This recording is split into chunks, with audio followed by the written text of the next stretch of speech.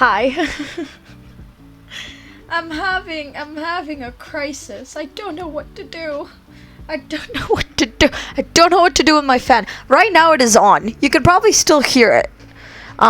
Because you usually can. You could probably still hear the soft white noise of my fan. It is currently on. I have an issue though. I have an issue. And that issue is I'm a little bit too chilly right now. But if I turn it off, I'm a little bit too warm. I don't know what to do. So I try to compensate by putting it further away, so it is now further away. So maybe you hear it a little quieter. I'm not sure. Maybe it's just done no difference, and maybe you can just hear it the same. But I've tried to put it further away so I don't get the air so directly, and maybe it's not so bad. But my legs are still my feet are freezing.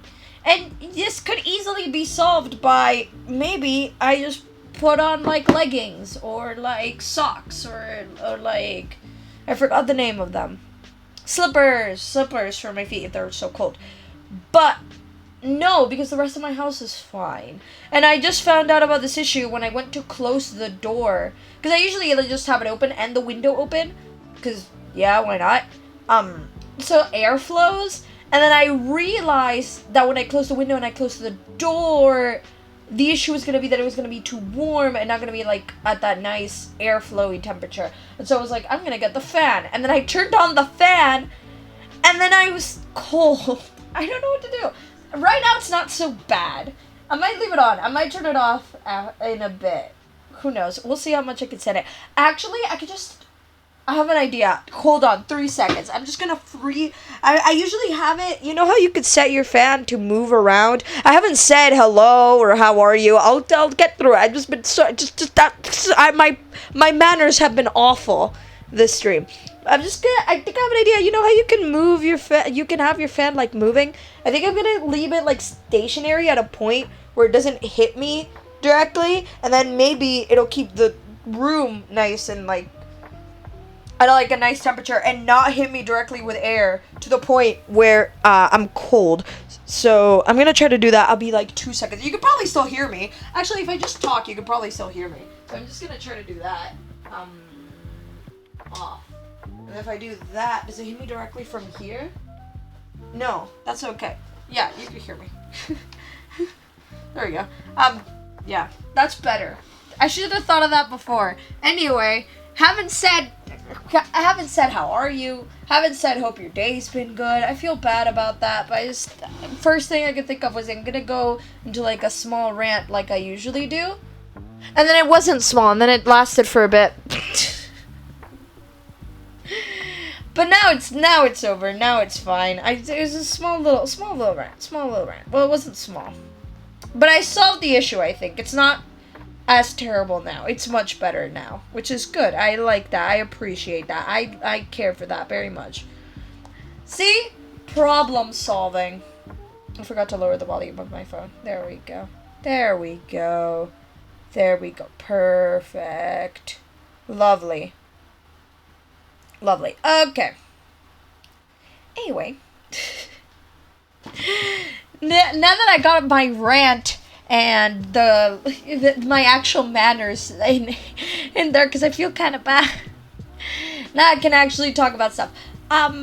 Basically, I had a little bit of a health scare. It wasn't that. It was more me making a big deal out of it than it actually was, but it was a little terrifying, which is why I was gone for 2 days, because I needed to. I was worried, and I had to go to the doctor to get it checked out, and then everything's fine, and then yeah. So that's why it was very it was more stressful than it was actually concerning. It wasn't that big of a deal. I just in my head, it was a big deal, and then it turned out to not be such a big deal, which is good. I'd rather that happen. I was very concerned that what I thought was happening was the reality of what was happening. Thankfully, it was just me jumping to conclusions.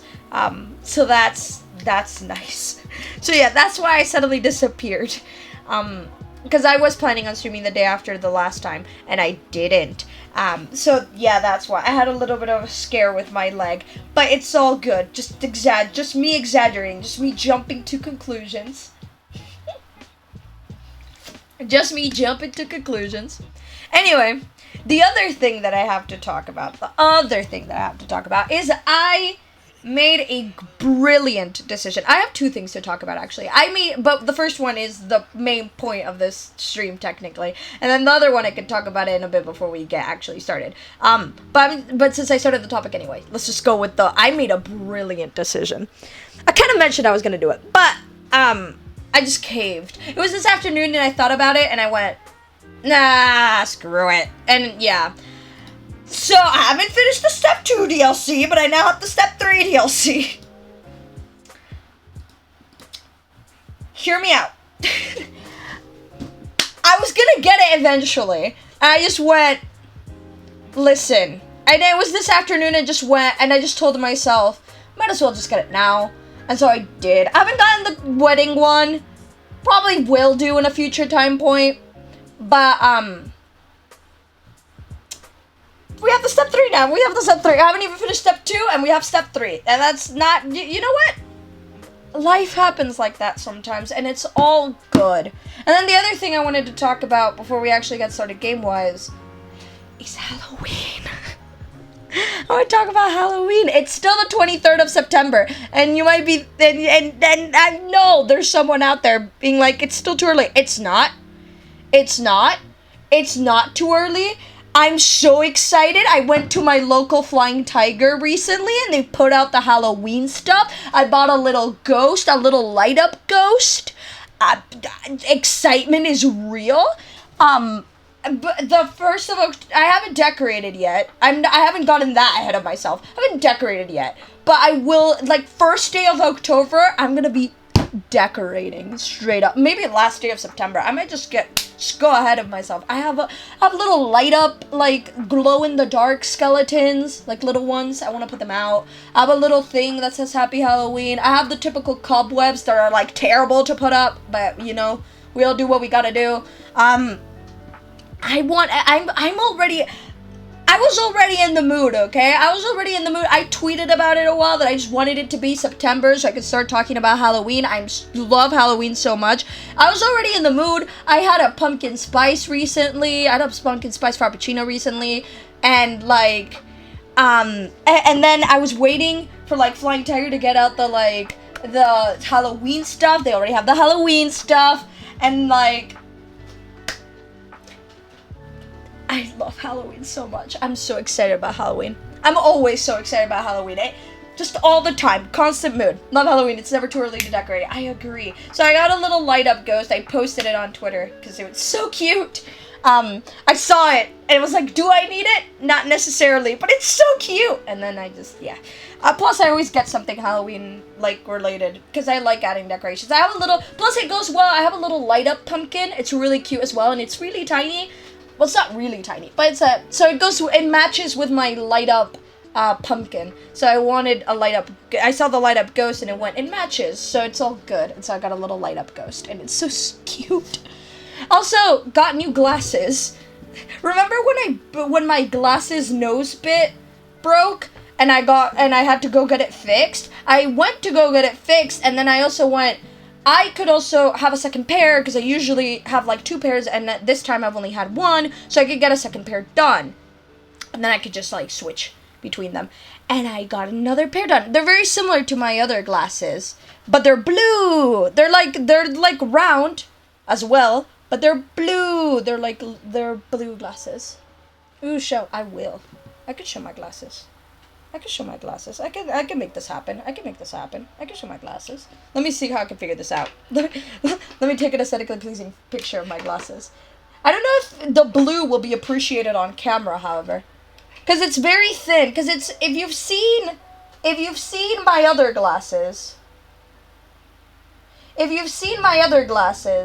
you know how thin they are. They're round and thin glasses. I love them so much. I just love the style of said glasses, and I went, I'm gonna get very similar, but I asked like them to show me similar designs, and they showed me these, and they're blue. So they're very similar, but they're blue. I was very excited about that. So I'm just gonna quickly mirror my phone screen and show you my glasses. Ignore the cables on my floor. Shh. It's fine. It's all good. Nothing to worry about. Hold on. Screen mirroring. Just because I took a picture with my phone, and now I have to move my phone. Because, yeah. It's the fastest way I could think of it. So that's what we're doing, and it's all good, and it's all fine. Nothing is wrong in the world. I'm just gonna do it on top of the Our Life screen. It's all good. There it is. Okay. There they are. There we go. So those are the new glasses. They're very similar to the old glasses. I don't know if you can appreciate the blue very much. Let me try to zoom in, and maybe that, yeah, you could kind of see, you could also see how ugly my fingernails are. Love it. But yeah, you can appreciate the blue that way.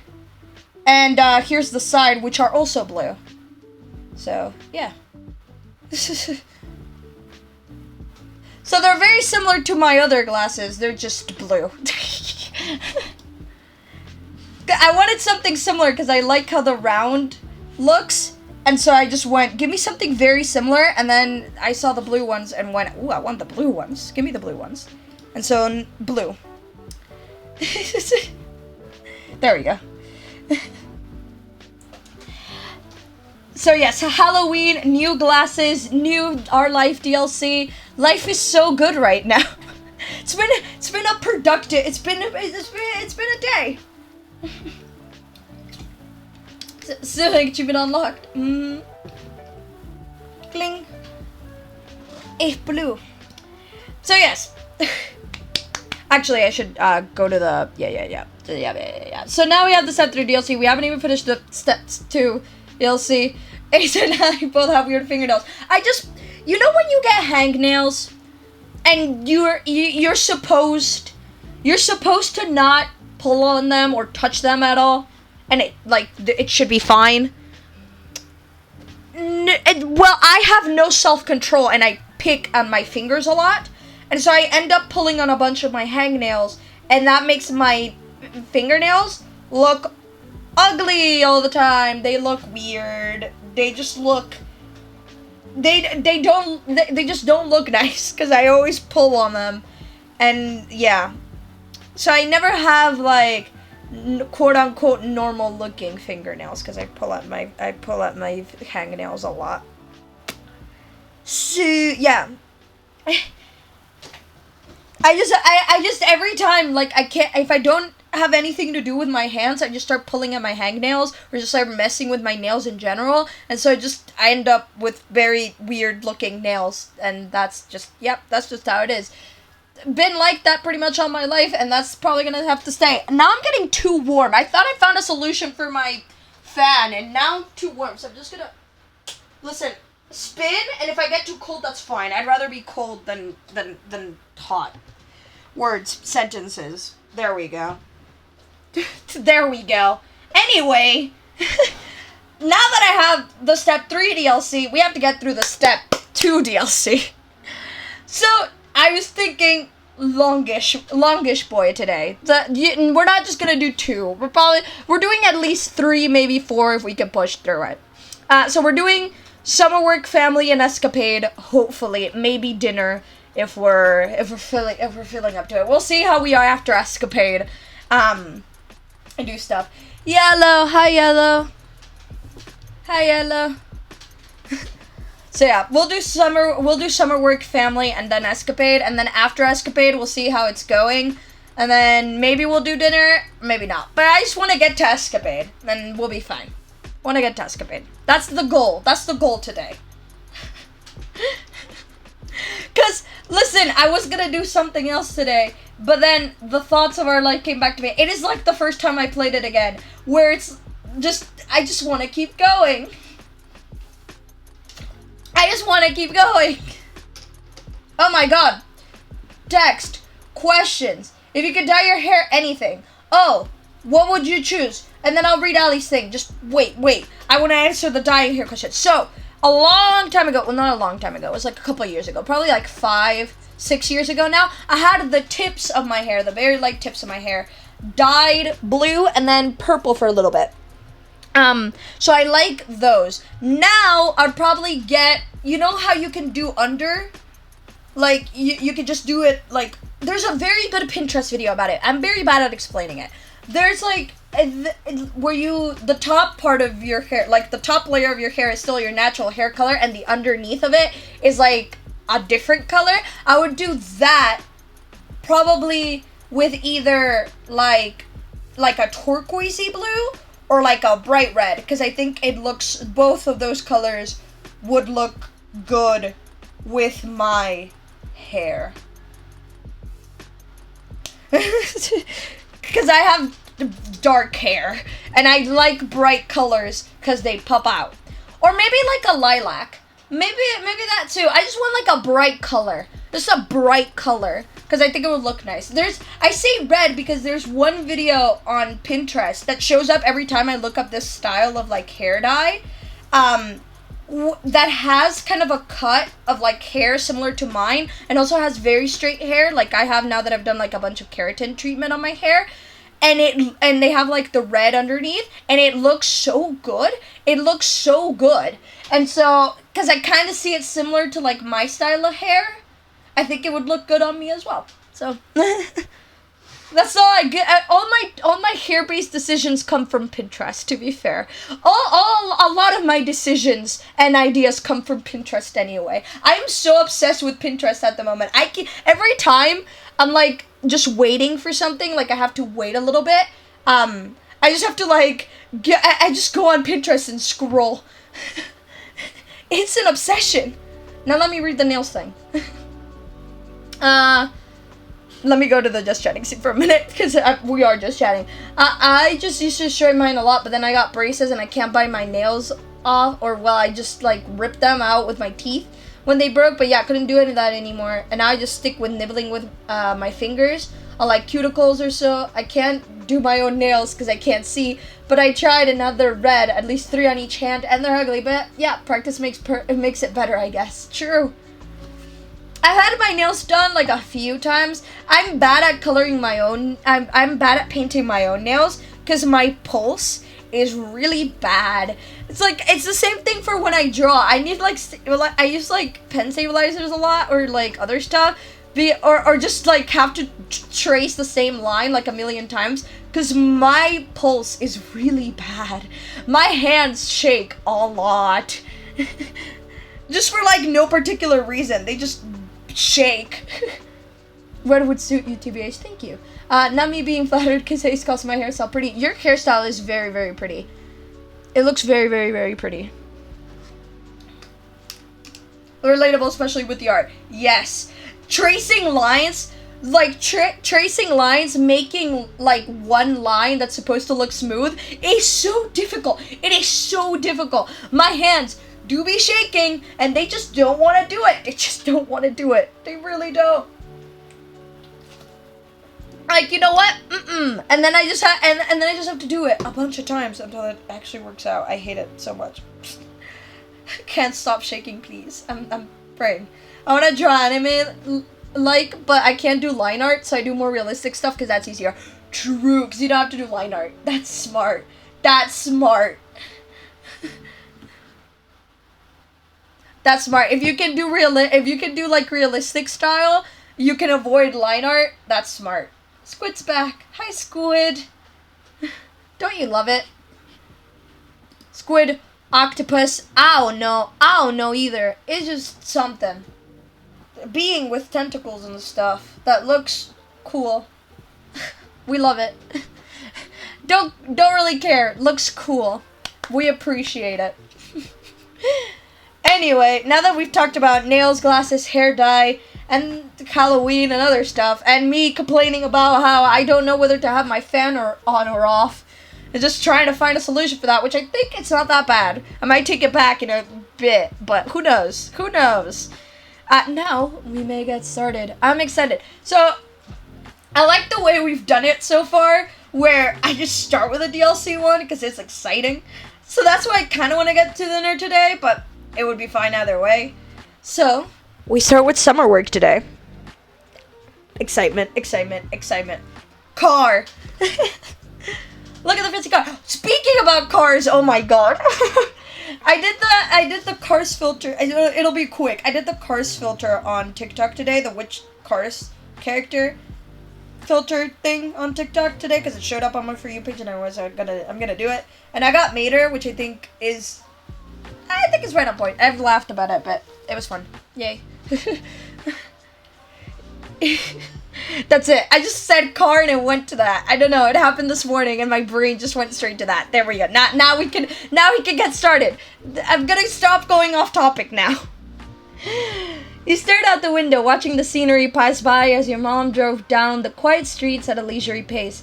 A singer crooned sweetly from the radio, turned low enough that you could block it out if you wanted. You turned away from the window when your mom suddenly spoke up. Well, kids, how are you excited to be going to the library? Yeah, I can't wait to get there. Nope, I guess. I like libraries, but this is called summer work, so I don't know how excited I would be to go to the library, depending on the context, but I do like libraries.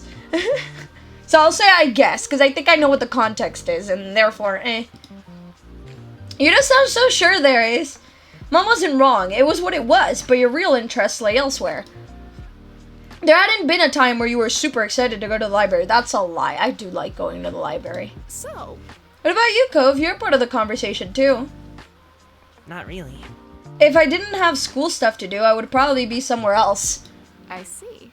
I get it. I wasn't so keen on the library in my day, either. Really? Well, no, unless you count under 6 years old as my day. She grinned over at the two of you briefly. Mom refocused on driving, humming along with the radio under her breath. You went back to staring outside. As you passed one street, you caught a glimpse of someone in brightly colored clothing passing out balloon animals. Ooh, balloon animals. I used to love getting balloons. I just liked playing with them. I liked getting a balloon at like a mall or something, and then coming back home and then like playing with the letting the balloon loose in my room, and then just playing with the balloon until it like deflates. the day after, 2 days after. It was so much fun. It was so much fun. Like the helium just... It sparked a faraway memory, and you felt your lips twitching up before consciously remembering why. There's so much nostalgia. There's so much recalling. Last time, the same thing happened as well, and then there's a recalling thing here too. I love it. I am so into it. I love the recalling stuff. It's so nice. It's so fun. It's like I feel fond about it as well.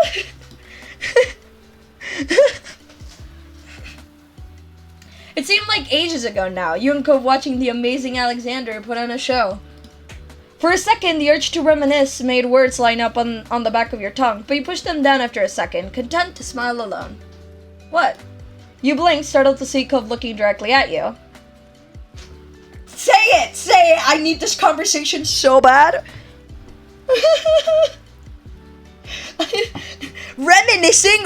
Every time it gives me a reminiscing opportunity, I'm just the first one to go straight for it, okay? Do you remember The Amazing Alexander? He gave us dolphin balloons, and then one of them died. Oh. Right, that was a while ago. Cove smiled faintly. That was the first time we ever went down that street together, I think. I miss my balloon. He was a good dolphin for that one afternoon I had him. Yeah. Hey, Cove, what were you going to name your balloon? You never told me. That's true, because it popped up beforehand. Did you actually have a name for the balloon? This is so important. I don't know. I can't remember what Kid Me was thinking. Probably something obvious like Flipper. That's so cute, though. Honestly, Kid Me would probably come up with something like that, too. Or something extremely dramatic. Either of. You couldn't help the way your own smile curled up higher at the sentiment. You wanted to say something else, but couldn't quite think of what, so you just settled back into your seat. When silence filled the car again, you returned your attention to the window. Sky. It was an absolutely gorgeous day. By the way this sky looks, yes, I agree. You leaned your face to the sunshine, tempted to close your eyes as the gentle rays warmed your cheeks. ... Ace? Huh? You lifted yourself up a bit more, seeing your mom twisting her torso to face you, confused, from the front seat of the car. Next to you was nothing. Cove's car door was already open. You had reached the destination before you even realized it. I was asking, what time should I pick you two up? 4 should be okay. That should give you enough time to finish your summer assignments, or at least make a large enough dent. Thanks, Mom. You hopped out of the car, remembering to grab your backpack at the last second. Alright. Alright then, have fun, you two. Yeah, fun. You weren't going to the library to have fun. You needed to make sure that you understood the material forwards and backwards, or else your grades might not be what you needed them to be.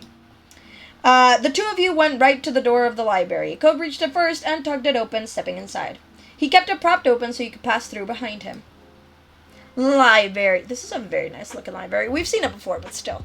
Also, I hate, like, helium balloons, like the normal balloons for a birthday once, and I was so scared it would fly away. So I'm also afraid of the balloon animals, like the ones that aunts make. I don't know why. It's just not... I mean, there is people that have fears of balloons or just don't like balloons, which is, like, normal. I mean, you don't have to have a reason to hate something to hate it, or just not like it, or be afraid of it, or whatever. Insert whatever other category of disliking something exists. It's fair enough. It's like clowns, which a lot of people find scary. Like, if you, like, it shouldn't make sense, but it does, type of thing. Like, you don't need a specific reason to not like something, or to be afraid of something, or just dislike something. It just is. It's like heights, or just airplanes, or whatever. The air was much cooler inside the building than it had been for a few seconds you spent outdoors. The space was filled with the soft din of papers being moved and whispered voices. Hey, you seem kind of distracted on the ride here. Just enjoying the day. I'm excited to see Derek. Want to walk around for a bit? There's just no, the last one just has nothing to do with the question. But I get it. Cove looked dubious at the vague answer. Okay.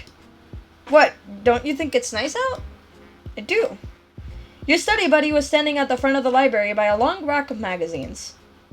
Derek! Predictably, he was flipping through one with various sports players on the cover, looking intense enough to burst off the page. His head snapped up when you two walked over, beaming widely. Hey, Ace, Cove. Hi, were you waiting for a while? Not super long. Derek put the magazine back in its place, then he gestured to the space at his side. Most of the tables were empty, only a few people leafing through books. There's plenty of room.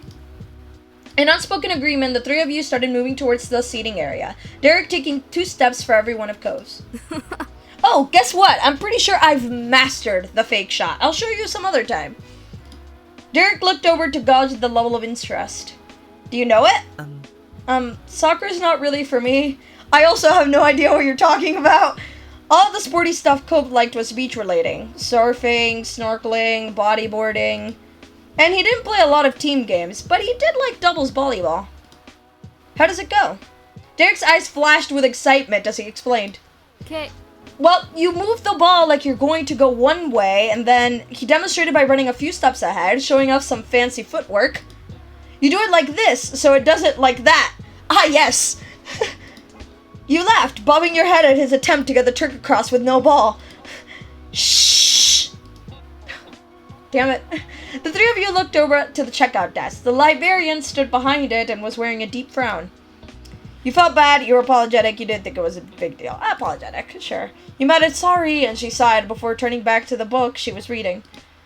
Derek scratched his cheek, choosing not to let that derail things. Oops. So, what are you guys working on? What weren't you working on? There were some things you had gotten started with. You had yet to start a single assignment, sadly. You had yet to start a single assignment because you didn't feel like it. That's accurate. That's accurate.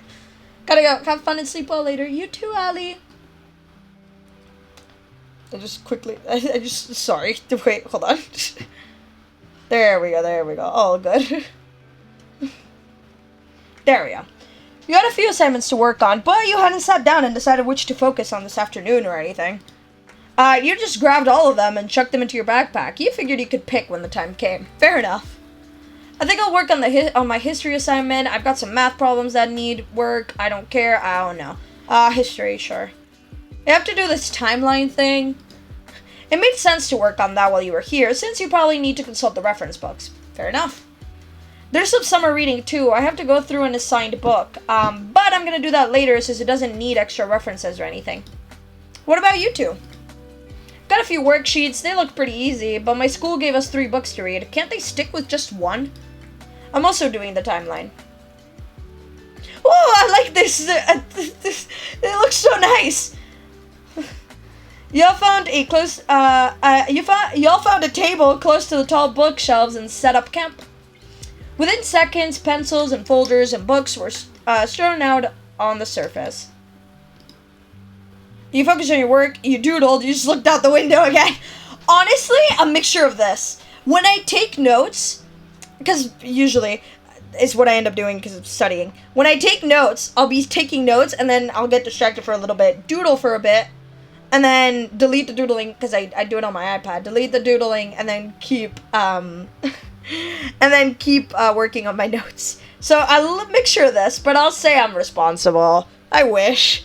There was no time to lose. You were at the library with people you knew, but you couldn't afford to let that distract you. Which would probably also not happen. Studying with people is a double-edged sword, because you can help each other out, but you can also easily get distracted. You checked the requirements on the homework sheet your teacher had given you, then open up your textbook to the pages you needed. After some time, Cove shifted in his seat, twisting his back as if trying to work knots out of it. You rolled the pencil back and forth between your fingers, making the pattern blur into a haze of color. The thought of acknowledging that you'd been watching Cove made your heart flutter. He stood up. I'm gonna stretch my legs. Talk to you later. See you. I'm gonna stay here. I'm making good progress. I'll come with you. Because I don't want to just sit in this library. I'm not gonna waste this. You might as well take the opportunity to refresh yourself before getting back to work. The two of you strolled away from where you'd been working. Your eyes roamed over the titles of books as you passed by. Some were dull, some intriguing, and others were just strange, but you didn't spot anything that made you pause and pick it up. Looking for something? The reading assignment is more than enough. Always. No, but something might catch my eye. Always. I tear through books. I might go out of here, if there's enough time. His comment reminded you of the clock ticking away. Even after you'd finish your work for the summer, the countdown to the new school year would still be on track. Before you know it, we'll be back at class. Yeah, we just got out, and it's almost here again. Are you looking forward to going back? Cove wrapped his arm, drawing your attention to the scar he'd earned as a reckless kid with his far-off gaze. Not really. I don't want summer to end. I wish everything wasn't always decided for me. I want to grow up already. I had this mentality too. And then I switched up really fast. I didn't know what I wanted, and I still don't know what I want. And there's confusion. Go didn't feel safe knowing it was others who really determined what his life was like. That's fair, though. I agree that having the freedom to choose is very nice, but it is also very overwhelming. You understood that much. He nodded himself, you smiled supportedly, you shrugged casually. Instinctively, you reached out to him. Your thumb stroked the back of his hand in a way you hoped was comforting. But there's a chance we could end up in the same classes. That would be nice. You nodded, glad that he was cheering up some. Trust Cove to look on the bright side. I hope we are. A smile spread across his face, crinkling his eyes. So... What about you? Do you want to go back to school already? No. I never wanted it to. I always spent the last week of summer vacation just dreading it. It's like I couldn't enjoy that final week. It's like, it sounds awful. And once I was back, I'd get used to it really fast and be able to enjoy it. But like, or, you know, enjoy it. Like, hang out with my friends, like, see the bright side of it all. But like, though before I started that week before, it's like I couldn't enjoy that week because it was just on my mind always the amount of days I had left. And then the night before, I wouldn't. You'd always hear that you were supposed to fall asleep early, so it's easier for you to wake up the next morning. I was the exact opposite. I would try to stay up as late as I could for me to have as much free time as I could before it, like, started again. It's very dramatic. I've always been very, very dramatic, but when I came to school, I was very dramatic the entire way through. No, I don't want summer to end either. It made you stressed just thinking about it. Coop nodded, obviously getting where you were coming from. There was really no getting away from the topic of school right now. It prompted you to think back to the classes you were in. You pursed your lips. History class was the one you were most looking forward to. English class was enjoyable. Math class kept your attention. Science class fascinated you. You wanted to enroll in the art class. You didn't like any of that. English, I've always just liked... I like overanalyzing stuff, and I like reading and stuff. You liked the books we had to read in English class. The writing assignments were engaging too. I agree 100%. Science class is fun. You hope there'll be more cool experiments this coming semester. Yes, doing labs is cool. Doing labs is a lot of cool. I'll say I want to enroll in art class, sure. It wasn't mandatory at your school, but you definitely hoped to participate. And that's all. Each lost in your own thoughts, you continued to stroll through the library for a little while longer until Cove caught your attention again. We should probably head back. Alright. Before you could take a step back, Cove cleared his throat, avoiding your gaze. Thanks for listening before. Anytime, it's cool, you're welcome, don't make out of that. Anytime. Cove smiled, his cheeks pink. I said that really weird. I don't know why. Sometimes my pronunciation of words just goes really strange when I'm reading quickly. So I'm gonna, because I feel myself speeding up, and I feel like that's bad. I feel like we should take this leisurely. It's supposed to be like casual, like chill, and I'm just reading like I'm just going through it, and I think I should just take my time. Just need to settle. You jerked your head towards where Derek had been left studying. Time to get back to work. Cove and you rejoined with Derek and settled back in as quietly as you could manage. Work continued as normal from there. The sound of shuffling dragged you out of your head. You looked up, surprised to see Derek packing up. You're done? Derek casually shrugged, but you could tell he felt proud to be the first finished. Uh-huh. Told you it wasn't anything hard. Wish mine was that easy. Was it even worth coming to the library for that? What are you gonna do now? Yeah. You wondered how Derek was gonna spend his newfound freedom. Maybe. I could look over what you're doing. Maybe I've got some tips that'll help. That'd be great. Thanks. No thanks. You nodded your head. Yes. You shook your head. No. Sure. I mean, if you're offering. With a smile, Derek leaned over your part of the table. He took some time to get the gist and point you in the right direction before turning it back over to you. Derek leaned on the back of his feet. Okay, I'm gonna look around while you guys finish. See you. Bye. Bye. Later on, Cove shifted in his seat, closing his book as he looked over the notes he'd been taking. Glancing away, you contemplated what you had done thus far, too. You had finished everything. You had finished most of the assignments. You'd say there was about half yet. You saw a long way to go. I'd say it seems that we haven't gotten distracted much, which means that I probably would be almost done. You were pleased with what you had accomplished. Next time, you could focus on what you had left. Derek's advice made it easier in the end. Are you about ready? It's almost 4. Yeah, I think so. Come on. The both of you gathered up your books, and after returning the ones you'd used for reference to their proper shelves, set off to find wherever Derek had wandered off to. He was in the biography section. His back was to the two of you, one hand above his head and the other supporting himself against the shelf as he strained to grab one of the books. Hey Derek, we're ready. Okay. Oh! You said it for me. He glanced towards the sound of your voice, then up towards the shelf he was trying to reach. That was a struggle you knew all too well. True. Accurate. Short. Do you need help with that? Derek frowned, eyes flicking to Cove just for a second before shifting to look at the floor. Yeah, thanks. Which one? Derek directed Cove towards the book he wanted. It was an autobiography of someone you'd never heard of before. And then the three of you moved to the front of the library to wait for your rides. You stood close to the window and let out a content sigh, feeling the rays warm you from the slightly chilly library interior. I wish your assignments were more exciting. You stared into space. Got any plans after this? Sure. Gonna work on my technique. Can't get rusty while school's out. That answer was inevitable. Technique for what? Soccer. How about you two? The words you two echoed in your mind. You knew what Derek meant, but why was it bringing a smile to your face to be linked with Cove, even in the most teeniest circumstance? Cause yes, game me, of course it would. Nothing planned. Me neither. Oh, that's my dad's car. Derek lifted a hand to wave, pushing the door open and heading towards the blue pickup truck waiting in the parking lot. Talk to you later. You watch Derek jog off before scanning the area for your mom.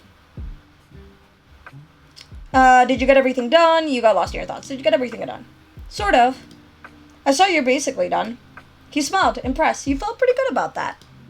I feel like I'll need to come back to the library again before summer's over.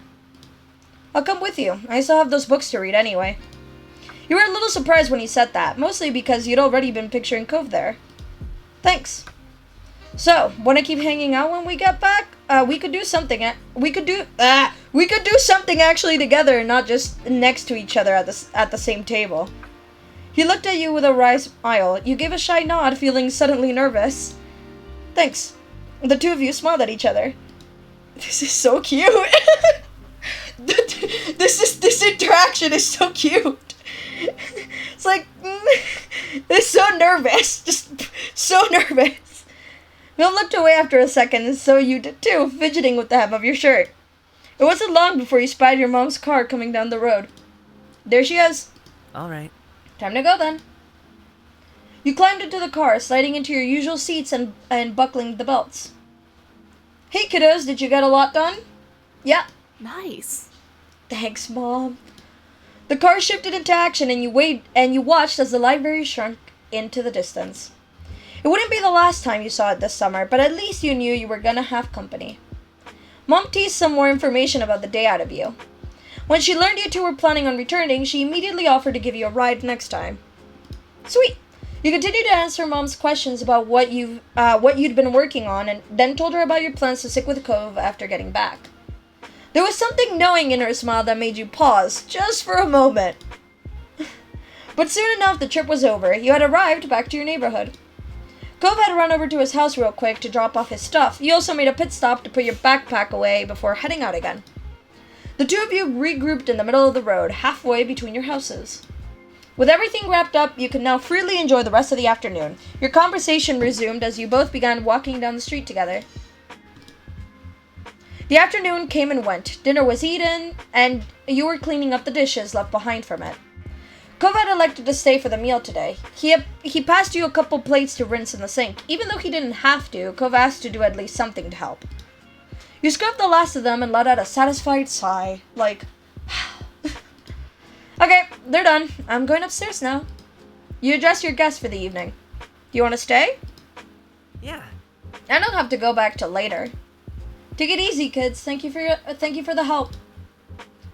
When you got back to your room, you noticed your backpack from earlier. You figured it would be best to unpack the stuff you needed before going to bed. Cope plopped into your desk chair and spun it around a bit as he got comfortable.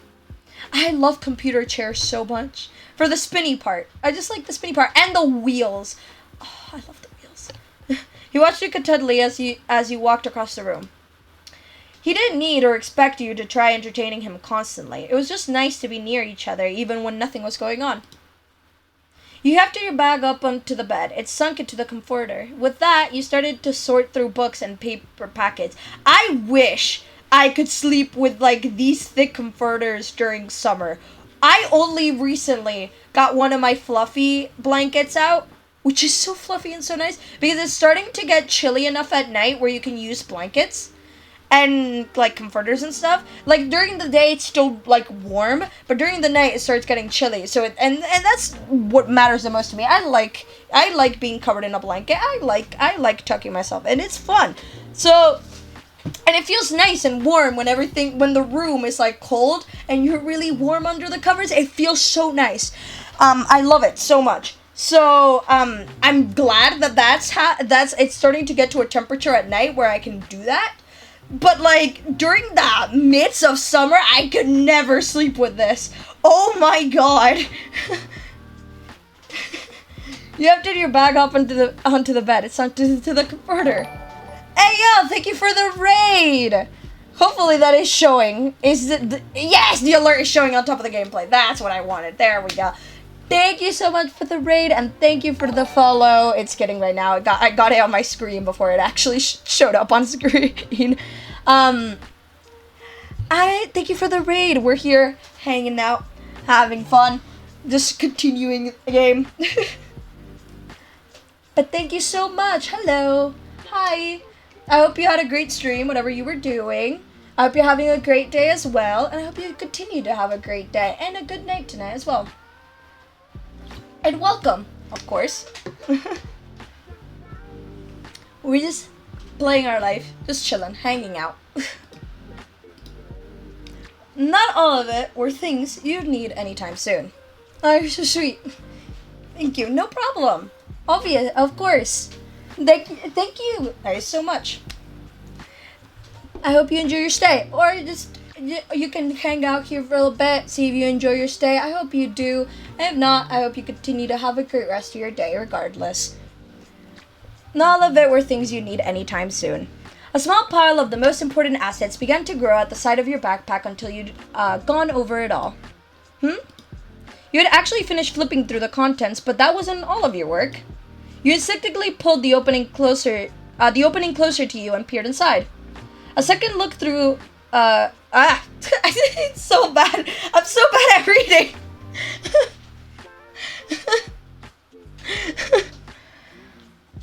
I won't be able to stay for long as I do need to get some washing done, but I will lurk. That's totally okay. I hope the washing goes well, and yeah. It's okay, I'm dyslexic, I would be worse. I just mumble over my words a lot. I don't know why, but when I read out loud, even when I read to myself, just silently, I sometimes skip over words and I'm like, wait, what happened? And then I just have to go back and read it again. It's just like, huh? I just forget to understand everything that I read. It's like I read it, but I didn't process anything. That's happened. But yeah, when I read out loud, it's just like, I think I know what I'm reading, and it just doesn't. Take two. A second look through commenced, and then a third, and then you began to open the smaller pockets. There we go. You were missing your history assignment. No! Ace? By this point, Cove could tell something was wrong. That was part of your summer work that you had gotten done, and now it was gone. It hadn't been that noteworthy before, but the bag wasn't really zipped when you had first begun to look through. The work would have fallen out somewhere if you had it in the first place. You were upset by the revelation, but made yourself stay calm. You started to panic. All you could do was shrug. Your stress level shot up. It was best to think positively. You felt paralyzed. I would absolutely panic. I would panic all the way. I panic at the slightest of things. I would panic over this. I would panic over this 100%.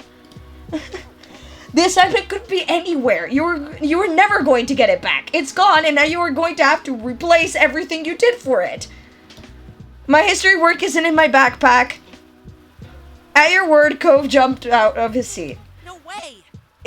Oh crap, is there somewhere we can look? The bag was kind of open, so... He winced sympathetically. That left a lot of options for where it might be, most of them bad. You made a sudden bolt for the other side of your room. You started to scour the spot the backpack was originally left in. It is now the quest for the history assignment. I hope they do find it, though. Because I would panic so bad. With nothing in sight there, you expanded the search to the rest of the space.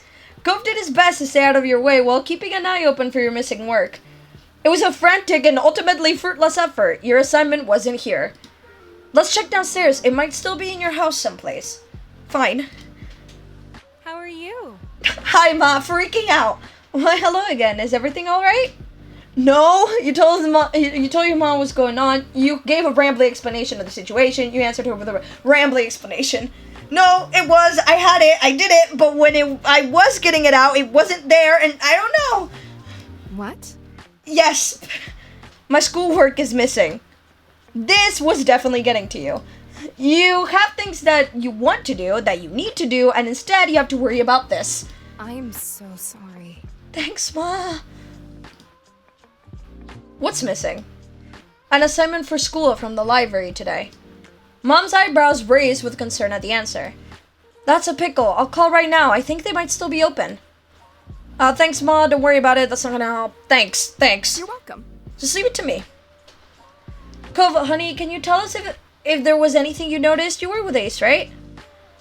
I saw the assignment when Ace had it out at the library. I don't remember them putting it away, but I'm pretty positive there was nothing left on the table when we were done. He spoke resolutely. Before now, he hadn't considered that something might have been left behind. You had felt the same when leaving, though it was not hard to second guess things now. Obviously, because the situation's changed. Now you feel like you're not your memories of it aren't reliable. Your mom re-entered the scene a few minutes later. The look on her face was not promising. Well... So I got a hold of one of the librarians. They don't have any papers with your name on them. Not that they could see anyway. I'm sorry. Thanks for trying. Okay, you had no reply. You groaned in frustration. Thanks for trying. I'm gonna be nice about it, because you did go out of the way. Of course, sorry was a bust. It's not your fault. Ace, hey, let's go over to my house. I could check my bag. Maybe I took it when we were packing up and didn't notice. I was like, if it isn't at the library, it might be in the car. That's likely. Or like either Derek or Cove took it. Those were like my first two thoughts. Because the bag was slightly slipped open. It might be in the car still. Like it might have fallen out while it was at the car. Or one of the two might have taken it by mistake. Which is also possible. Alright. Good idea. You got the impression this wasn't just about another place to look. You were stressed over the situation here. He was trying to give you an out. Let's go.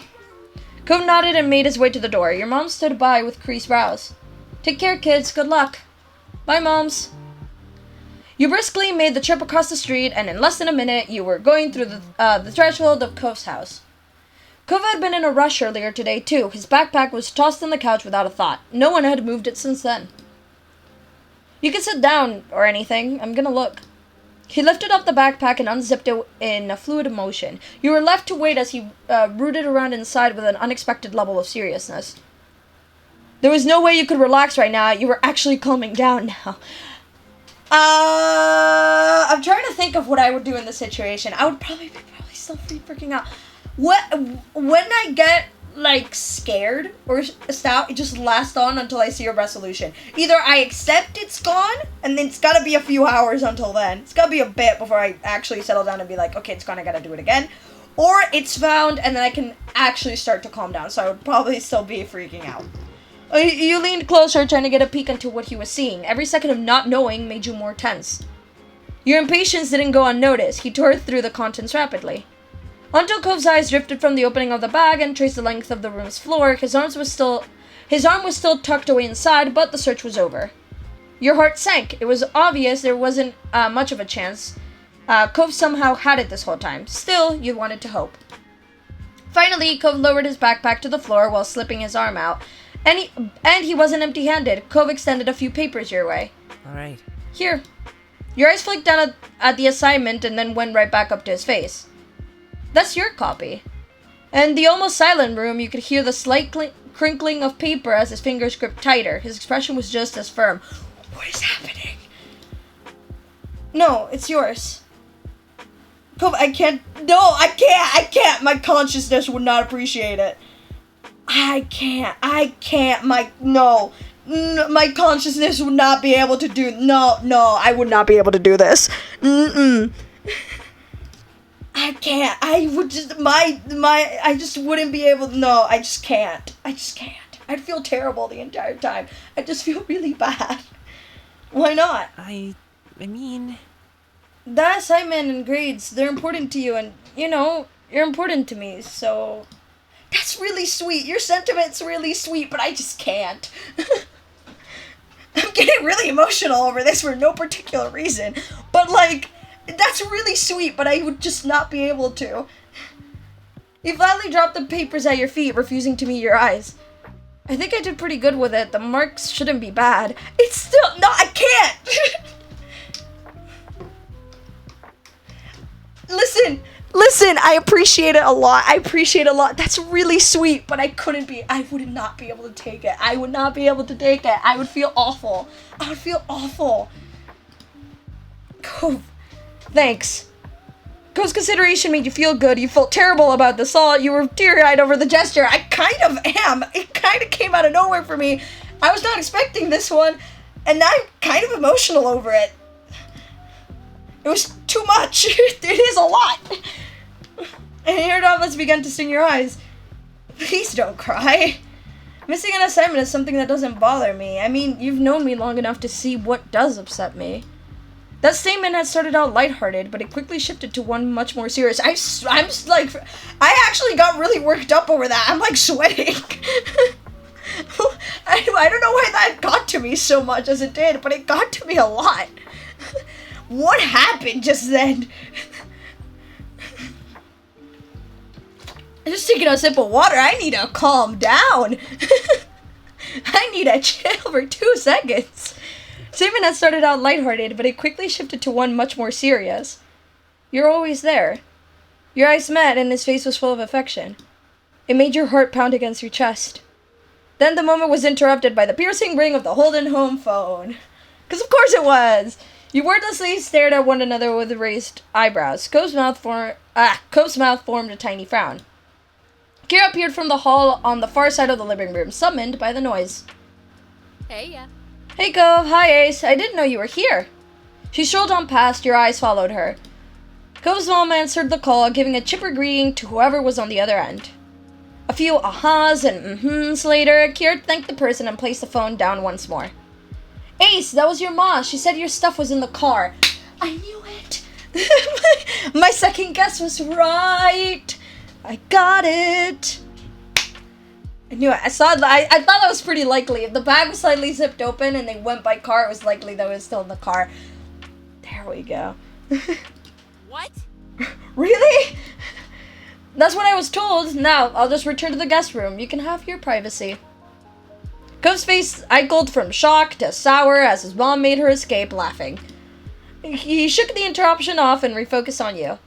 They've got it. You were so relieved, you were so embarrassed, you couldn't believe it, you didn't know how to react. I am relieved. It was back, you had your work, and that's what mattered. They've got it. Bill smiled crookedly and shrugged one shoulder. We should probably head to your house. Your moms might want to talk to you. Yeah, my parents really care about me. They had kept searching even after you left, and because of that, it all worked out. Cove nodded in agreement. Cove, I'm happy you were here. Thank you. He brightened up with sparkling eyes. Don't worry about it. This is so cute. While stepping toward the door together, there was a thought in your head that you knew to be true. You were going to be there for one another when it came to the big things and the small things. That was so sweet! And I got really worked up over that. For no reason. I don't know why. But suddenly I got really worked up about it. And I was realizing that I was like really going through it. I don't know why. But that was really sweet. Now we're moving to family because I want to get to Escapade. I really want to get to Escapade at least. And we're doing good for time. So we should probably be able to. I was going to say, I don't remember what family was, but I think I do. Is it the one where they play pretend, or is this just something else? This might be something else. I think I'm mistaken this one. I think I'm mistaking it for one from step 1. Unless I'm not, but I think I am. I think I'm mistaking it for a step 1. That's a sentence. I think I'm mistaken it. Whoops. Did not mean to do that. I accidentally scrolled. Let's just see. I'm pretty sure I'm mistaken it. Yeah. The one I was thinking of was a step 1 one. Never mind. I said nothing. It would be funny if I turned out to be right, though. Imagine. I don't think so, though. I think I did mistake it. The sun warmed your skin from its place in the sky, and you closed your eyes, enjoying the mix of heat with the pleasant breeze that drifted past you. I love this hill so much. It looks so pretty. You and Lee had spread out. Oh, yes, I remember what this one is now. Okay, yeah, because Lee is here. I remember now.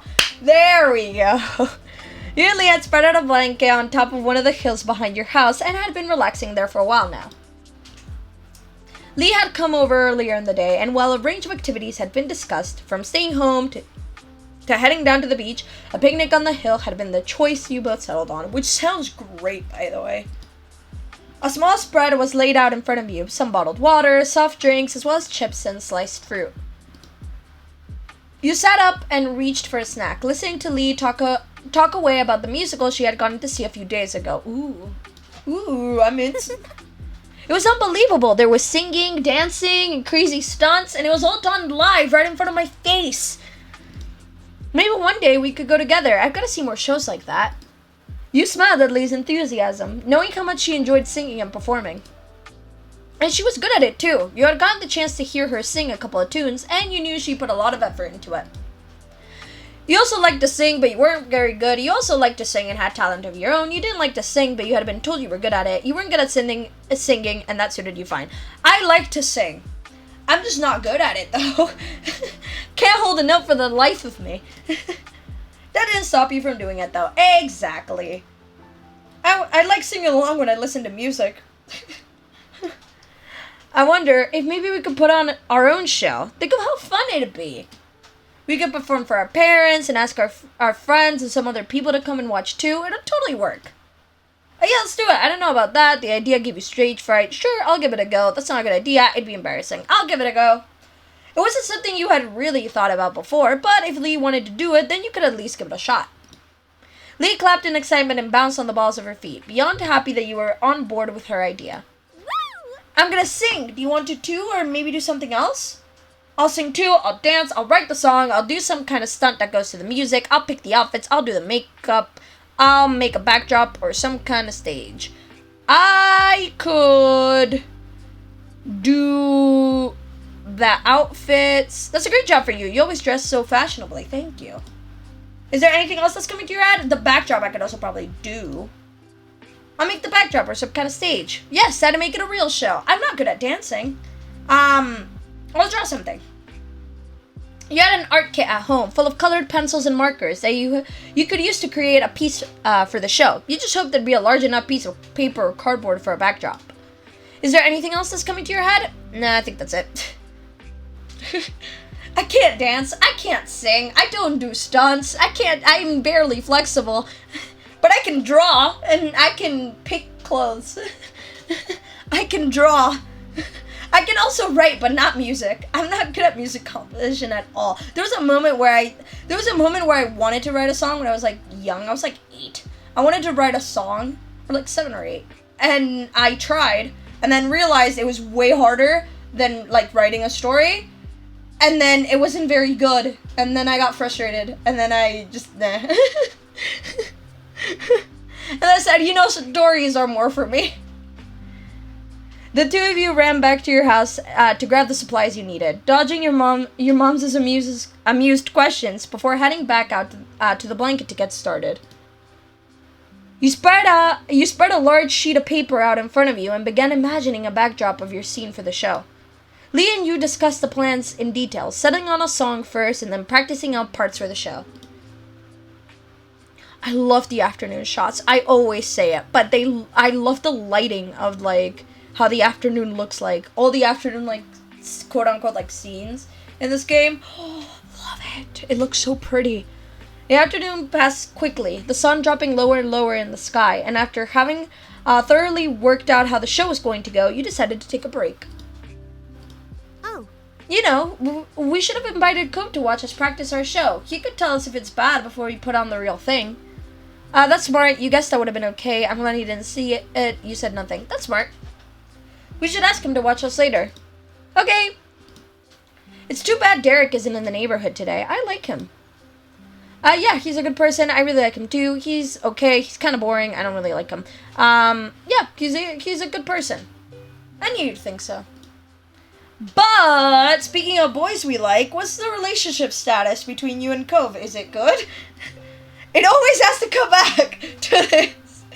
I mean, of course, but yeah, it's good. I don't know. You blushed and said nothing. You shouldn't gossip. I think things are all right. Yeah, it's good. Aw, I'm so happy for you.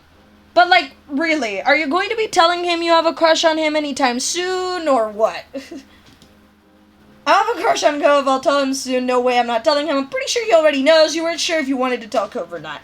He already knows. Pretty sure isn't sure. You should declare it to him. That would be so dramatic, but very lovely, yes. You mumbled something incoherent, and she gave you a pointed look. You know that he has a crush on you, too. It's obvious for him. It's obvious for you. Why not just do it? Lee, being the voice of reason, you didn't say anything, wondering about the possibilities instead. The two of you talked a little more about Cove amongst other topics, and you found that it was nice having someone to speak about these sorts of things. I ended that sentence really weird, and my intonation should have been different. Finally, you both decided to pack everything up and head back home for the evening. Lee talked excitedly about the show, as you did, and you thought back on what you had already accomplished for it. You could definitely do with a little more practice, but what you had so far was a solid foundation for the performance. Excitement. Upon walking through the front door, you were met by your moms and Elizabeth hovering around each other in the living room. Tension hung thick in the air as the three of them turned to you and Lee, frowning slightly. You had interrupted something. Exactly what, you weren't sure. I think I remember this. Whoa, who died? What's going on? You looked between them but said nothing. Hello? What's going on? Your moms looked at each other, wondering which one of them was going to speak first. Eventually, Mom cleared her throat and spoke. Oh. We're just having a talk with your sister. The room felt quiet again, with no one quite knowing what to say. You felt incredibly awkward, but the silence didn't last long. You don't have to stop just because those two are here. There's no reason to try keeping it a secret. Elizabeth was mad, with her arms folded defensively over her chest, but your mom's nodded in agreement with her. Well... Elizabeth was asking about her parents. Her biological ones. The world spun around you at the news. You couldn't understand. Why was this happening now? When you glanced at Lee, she shuffled her feet uncomfortably. Fair. I would also not want to be, at someone's house while this conversation's happening. Fair. As though she didn't know it should be there or not anymore. Fair. You didn't know either. Yeah. Your moms had always been open and honest about the fact that neither of them had given birth to you or your sister, but the details hadn't been fully explained before. It made sense that Elizabeth didn't know a lot about her biological parents and wanted to know more. You just hadn't ever thought you'd accidentally stumble into it. Elizabeth looked at your parents expectantly. She wasn't going to let the unintentional interruption derail things. We don't want to keep that information from either of you. It's your right to know your past, but we did want to wait until you asked us to hear yourselves. Well, it's happening now, so... Your mom shared a nervous glance, and Ma took in a quick breath before speaking again. I adopted you from the Philippines when you were just a baby. Elizabeth dropped her arms, her eyebrows shooting upwards in surprise. Wait, I wasn't born here? No. You weren't. You could clearly see that your sister was appalled by this information. You struggled even more with what to do or how to react. Am I going to have to pass some tests to even be a citizen? No. You were adopted into the country. We took care of things. You're already a citizen. You have nothing to worry about. I followed all the laws when it came to bringing a child into the U.S. Nothing can be held against you. Elizabeth sighed, placated with the information, but still far from happy. Who are my parents? As people, why did they put me up for adoption in the first place? Ma softly put her hands over Elizabeth's shoulder, trying to provide some support before she gave her the answer. I'm so sorry. Your parents were reported to have died. They didn't go into details on the specifics of how, but you were an orphan. I wish we had better news for you, Elizabeth. Elizabeth was torn between emotions, her eyes filled with tears as she threw her hands in the air, settling on enraged. Great, so I can never meet them, even if I wanted to. Not that I could have anyway, since they lived in another part of the world when they were still alive.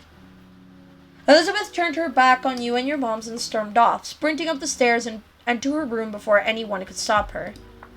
I have to go and talk to her. Ma immediately started to follow her, but Mom gently held her by the arm and shook her head. We should give her a little space to process it all. True. It is shocking news, to be fair. Your mom's head hung low, but she stopped walking. With Elizabeth now gone, the two of them seemed to remember you and Lee were still standing awkwardly off to the side. I'm sorry you had to see all that. It's not how I expected it would have happened when the time came. But since it's the topic of the day, Ace, is there anything you'd like to ask? You deserve to know, after all. Lee patted your back and gave you a supportive look. Last time, I'm pretty sure I said no. Because I can't remember. So that's probably... I'm gonna save real quick, because I'm scared. It shouldn't be bad. Honestly, it probably won't be. But I just want to... Because it's going to give me an option on how I react, probably. So this should all be okay. It shouldn't be a bad thing. So, I'm just curious. And I suppose I didn't do it last time. So I feel like I want to. I'm curious. Anyway. Your parents both nodded in sync to your reply, ready to talk. I can leave if you want to have things be private. I want you to be here, thanks.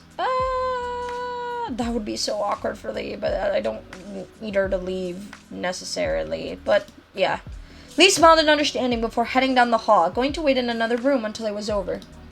You turned to face your parents again, preparing yourself for what they were about to tell you. Ma was the first to speak, her voice quivering with emotion.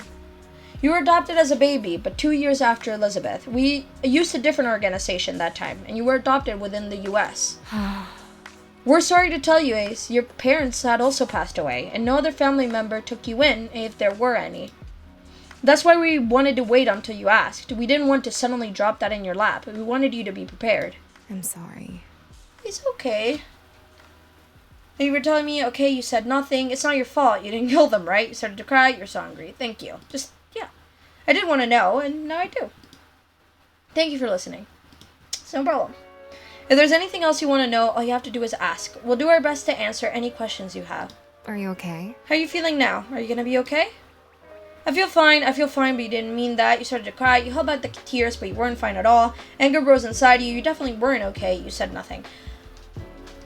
I don't know how I would feel in this situation, so I don't know. I don't feel like I can make an educated guess on how I would feel. So I'm just gonna say I feel fine, and that's it. You spoke with a refreshed tone, as though you cut a load off. Your mom smiled sadly, but you knew they believed you. No one seemed to have any words after that. You went up to your room. You needed to stay here with your moms. You wanted to get out of the house. You wanted to see Elizabeth. You wanted to see Cub. So I could be very self-indulgent. Because, I mean, we all know what I want, but I feel kind of bad. No, I don't. Boop! More than anything in that moment, you wanted to see Cove. No one could be there for you the way he could.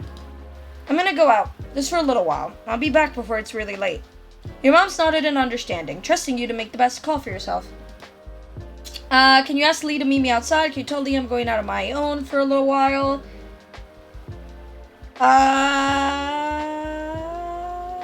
I feel really bad. Because I'm leaning towards this. I feel really bad. Well, I'm doing it. Sure thing. Take all the time you need. We'll keep her company.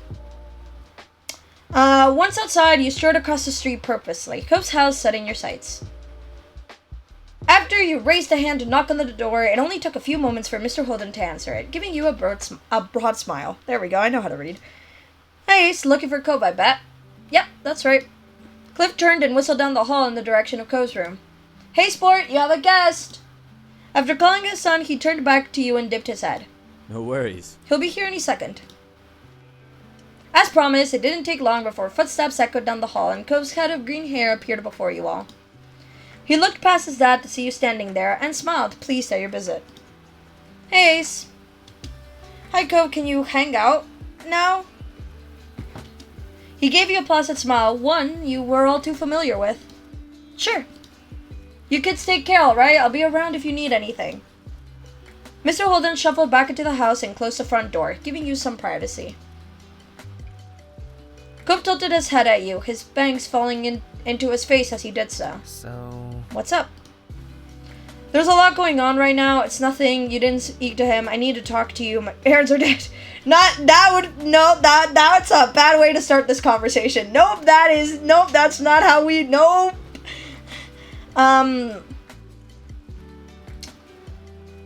There's a lot going on right now. Cove looked at you in confusion, his eyebrows dipping. What is it? My parents, from before my mom's, died when I was a baby.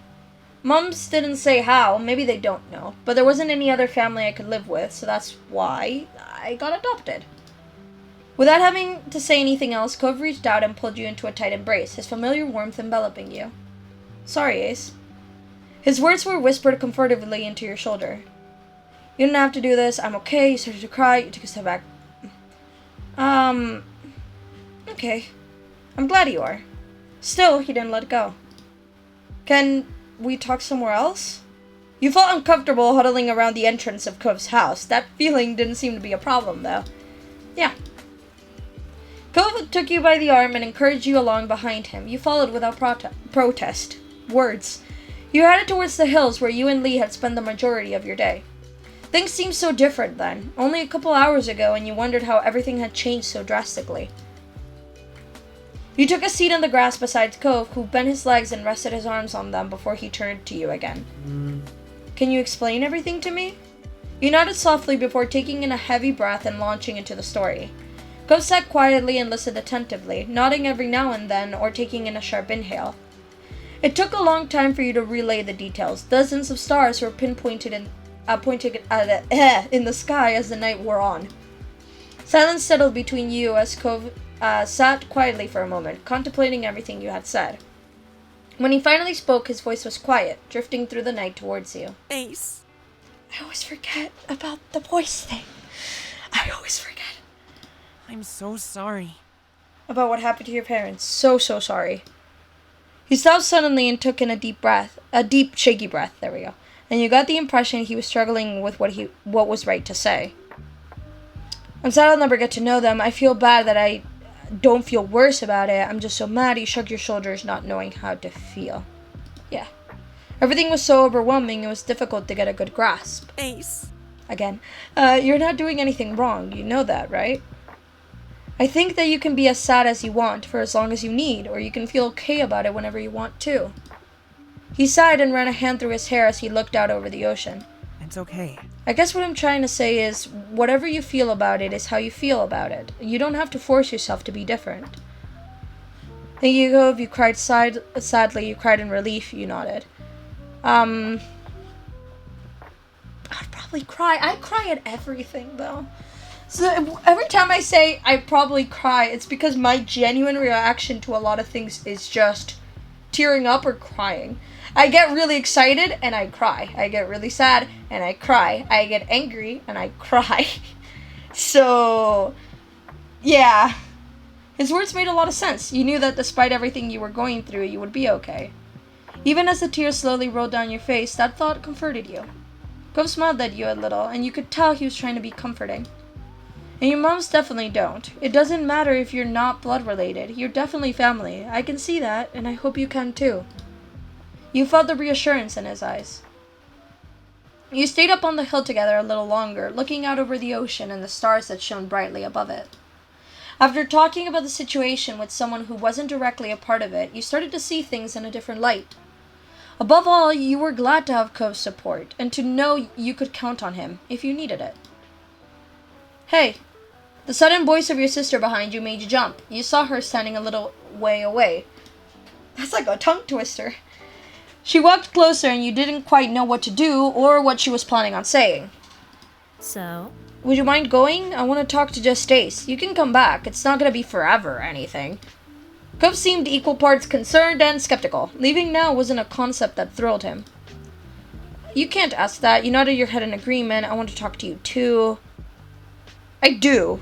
I do want your thoughts on the matter. I'll pay for your thoughts, as you would. Really? Oh, then we're on the same page. She made a little move-along gesture with her hands, and it was settled. I can picture it in my head. You waited until the two of you were alone before fixing her with an inquisitive look. Elizabeth folded her arms, looking you over. Did Mom tell you about your parents, too? I don't want to talk about it. My birth parents also died. Elizabeth broke eye contact after that. Sorry. It's okay. Why did you want to talk to me? Elizabeth raised an eyebrow at the question, as though the answer should be obvious. I was worried about you. I was the one who brought it up, but I made you deal with whatever was left when I was gone. My heart. She sighed, glancing upwards for a moment before settling on you once more. I wanted to ask you what happened without everyone breathing down our necks. That was pretty crappy of you to just bail. I'm amazed you noticed that was unkind. Thank you for thinking of me. I'm not mad at you. You were quietly surprised by her admission, not imagination. What is my brain? Ugh. Thank you. She stuck her nose up a little at that, but her smile was soft. I'm okay, Elizabeth. It didn't upset me. Hey. How are you allowed to be that mature? The lightening spirits in her were quickly gone as she slipped back into a scowl. You have to be born in the U.S. to become president. What? You had never heard of that dream of hers before. She noticed your bafflement and continued. I get I was never gonna be president, but it just feels weird, having stuff taken away, not even getting a chance at it. I don't like having to know that when I was born, I was gonna have a completely different life. So different I can't even think about what it looked like in my head. I could have spoken another language, lived away from everything I've ever seen here, had someone else as my sibling. And then my parents died and I was adopted and the life I got became a totally new thing forever. I can't go back to what it was even if I wanted to. A heaviness settled between you and the person who became your sister. I feel like that too. You know exactly how she felt. I don't really understand. You do exactly. I don't. It was a confusing feeling to have lived one way for as long as you can remember, but not having it be what was originally yours. Elizabeth watched you seriously. She was still trying to make sense of this to you and herself. I don't know why today was the day. Nothing came up to make me ask the question. It was just something I've had in my mind for a while. When it was just me and Mom's in the living room, I just kind of said it, finally, and there you go. She shifted from one foot to another, relaxing her stance just a bit. She also spoke more gently. Learning about them and what happened doesn't change how I feel about our family, Ace. She smirked, fixing you with sharp eyes.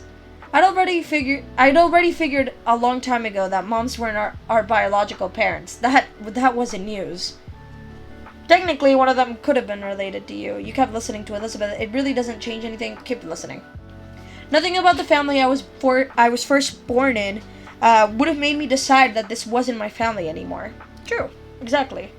If you had hoped you'd be free of my big sisterly status, don't think you're so lucky. She bumped her shoulder against yours playfully, her lips tilted at the corners. That is so sweet. You'll always be my little sibling. That's so sweet! Stop. It's not because I'm also just the youngest IRL, and so the comforting thought of having an older sister is always so nice. That's why this feels so nice. Because the age difference is it's different in my case. It's so comforting. I don't know. I just feel like I'm relating it to real life, and that's why I just kind of You smiled softly at her. You jokingly groaned at the prospect. You bumped her back. You hugged her. Bump. You'll always be my family too. I think I'm really lucky you took in the moment quietly. You'll always be my family too. Chuckling, she seemed pleased with how the conversation had gone in the end. Ready to head back home? It's been a long day. You gave her a nod. Come on. Come on, you two. Let's go. You walked home together in a comfortable silence down the well-worn street. The familiarity of it all felt nice. When you stepped through the door, you found your moms quietly sitting together at the kitchen table. Their heads snapped up and they got to their feet to meet you, Ma giving you a careful smile. We're so glad to see you. Hi, I'm sorry for walking away before. Everything is all right. You said nothing. Sorry for walking away before. That's all right, sweetheart. We're just happy to have you here again. This is so sweet. Mother came over and wrapped her hands around you and Elizabeth, giving you a tight hug. It didn't take long for Mom to join in, putting her arms around the both of you. Love you. We really couldn't have asked for better, kiddos. We love you. More than we could ever say. Moms. You smiled at their comfort. You were so glad your moms were all right. You're smooshing me. That's so sweet. You're smishing me. You all chuckled, the rumble of laughter shaking you all as you continued to hold each other tight. I love you too. They both pulled back eventually and grinned at the two of you, and you knew then that you all had each other, and you always would. Hey, I hope you're alright. Lee came up towards you, a soft smile plastered on her face. Are you okay, Elizabeth? Elizabeth rolled her eyes and huffed a breath, and you knew she wasn't used to showing her vulnerable side. Fine. I'm doing fine. Lee nodded, though you could tell she didn't quite believe her. Well now, since we're all here, how about we do something together as a family? That sounds like an excellent idea. We should have some fun before the night's over. Totally! Love the sound of that! Okay. Cove looked a little bashful, likely over being included as a part of the family, but he tried not to pay much attention to it. Why not? You could the smile that threatened to tilt your lips, knowing that Elizabeth must have been in a good mood if she hadn't even teased Cove for being part of it. And no matter what she could have said about it, you wanted him to be there. He was someone who was really important to you. Who's got a suggestion? It should be something we could do here in the house with everyone in the same room. You suddenly remembered the show you and Lee had been working on earlier. Maybe we can do our show? You were bummed you never got to do it after all of that. You weren't so keen on that now after what would happen. Maybe we could do our show? A show? This is the first time we're hearing of this. I'm intrigued. Wonderful. It would be amazing if you put it on for us to watch.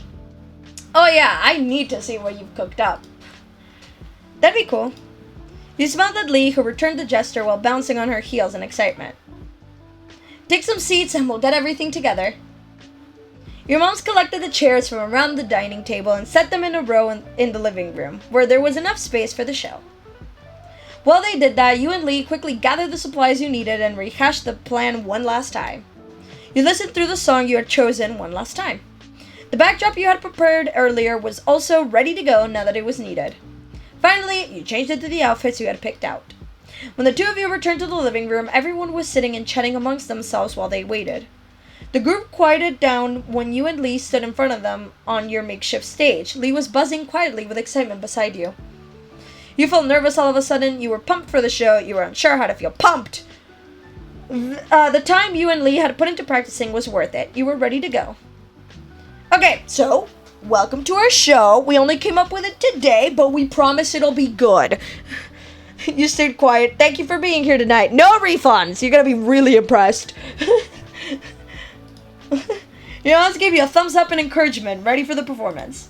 Then you nodded at Lee that you were ready to begin. Lee took in a deep breath, waiting the few beats it took to get into the song, and started singing. Your outfits get a special element to the performance. The backdrop you had created gave a great atmosphere to work off of. When the performance was over, Lee took your hand in hers, and the two of you bowed deeply together. Everyone gave you a round of applause and cheered for an encore. And when you straightened yourself up, you were happy to see that even Elizabeth was clapping for you. Bravo! Bravo! Good job. You are so talented! Your family rose from their seats and came over to congratulate you more directly. You were beaming from ear to ear. This is so sweet. Who was the first one to approach, stepping up to you and Lee with a smile on his face? It's nice. Nice job. Thank you. Okay, were you the one who drew the backdrop? Yeah, that was me. Cole smiled, content over his guess being correct. Not bad. I thought so. It was good. You couldn't help but feel flattered that he could recognize your talent so easily. Wholesome. Your parents gushed about how great everything was and thanked you for sharing it with them. Elizabeth was complimentary in her own way, although she did describe the show as cute, which you knew she meant as kind of kitty. You laughed it off, however, and were just happy that everyone had a nice time. In that moment, you couldn't have been more pleased to be a part of the family you had. It's so sweet! It's so sweet! I can't. It's so adorable. Now we get to do another new one. I'm excited. I'm excited. And I'm gonna be able to do what I wanted to do, which was to get to Escapade. The prophecy's becoming a reality. I am so happy. The excitement is real. I like seeing new stuff. I just like seeing new stuff. It's fun. Seeing new stuff is fun and cool, and I like it. There we go. Just had to check something real quick, but there we go. It's time to get to Escapade. He looked up, noticing the sun was finally setting. He had been trying to delay the end of the day for as long as possible. The evening breeze tickled your nose as you sat on your front porch, munching on fresh watermelon slices. That sounds awesome. I love watermelon in summer. I love watermelon in summer so much. It's just so tasty. I love watermelon and I love strawberries. Two of my favorite fruits, just overall. I love watermelon a lot. I love cutting watermelon in like cubes and then putting them in a huge bowl and then grabbing a tiny fork and then just eating them like it was just like a snack. It's so nice. I love it so much. I love it so much. The snack made you happy. You thought watermelon was just okay. You were eating it just because watermelon was a summer tradition. You weren't sure what you were eating at. Snack made me happy. Watermelon is awesome. You picked up another slice. Even though you already had dinner, you were still delighted to make room for watermelon. There is always room for watermelon. You turned to look at Cove. You both had been sitting in comfortable silence for a while now. He sat next to you, close enough for your shoulders to touch. He was happily absorbed in his thoughts and his own slice of watermelon. Watermelon. Chuckling, he watched as his face twisted in discomfort. He had to stop chewing to spit a seed into the bush. You shook your head in disapproval. Ew, you did the same and spat a seed into the bush. I bet I could spit a seed farther than you. Yes! Game! Immediately, you shoved the majority of what was left of your watermelon slice into your mouth just to get a seed to prove your point. As soon as you could, you sent that seed sailing into the middle of the street. Did you see that, Cove? Cove burst into laughter that slowed to a wide grin. You could tell he was equally parts surprised and impressed. Can you do that again? I didn't see where it landed. Of course I can. You popped another seed into your mouth and focused on where the last one landed. Setting the seed free, you got it to go even further this time. Not bad. Thank you. Not bad. You had Cove chuckling again. It was taking a lot of focus to stay looking serious and not to break into laughter yourself. I'd like to see you try. I will. Cove took in a mouthful of watermelon, face grimacing when he had the seed. Then his expression morphed into a focused look and he sent the seed flying, landing in a similar spot to yours. Wait, you got to do two. I want another try. Fair enough. I guess that is fair. He spoke before you could even comment on his non-victory. His determination got you laughing. He quickly sent another closer to where your second one had landed. Seems we're evenly matched for now. Yeah. For now. For the next several minutes, you both kept carving seeds from your slices and giggling at the ridiculousness of the competition. That's so wholesome. It's really funny. Eventually, a truce was called, and you both went back to eating the neglected watermelon flesh. I wonder if I'll have another slice after this one. That one is your third already. Is that bad? It tastes really good. You bumped him with your shoulder, unable to resist. You knocked the mostly finished slice out of his hand. You smiled at him. No, it's alright. It's definitely bad. You sighed affectionately. I like this. Cove matched your smirk. He gave you a nudge in return. I like the nudging. A little while later, Cove flinched, making a confused sound. He slowly put his currant slice down on the plate next to him. Are you okay? Yeah. He stood up, head tilted back to look at the sky. His feet took him to the middle of the street.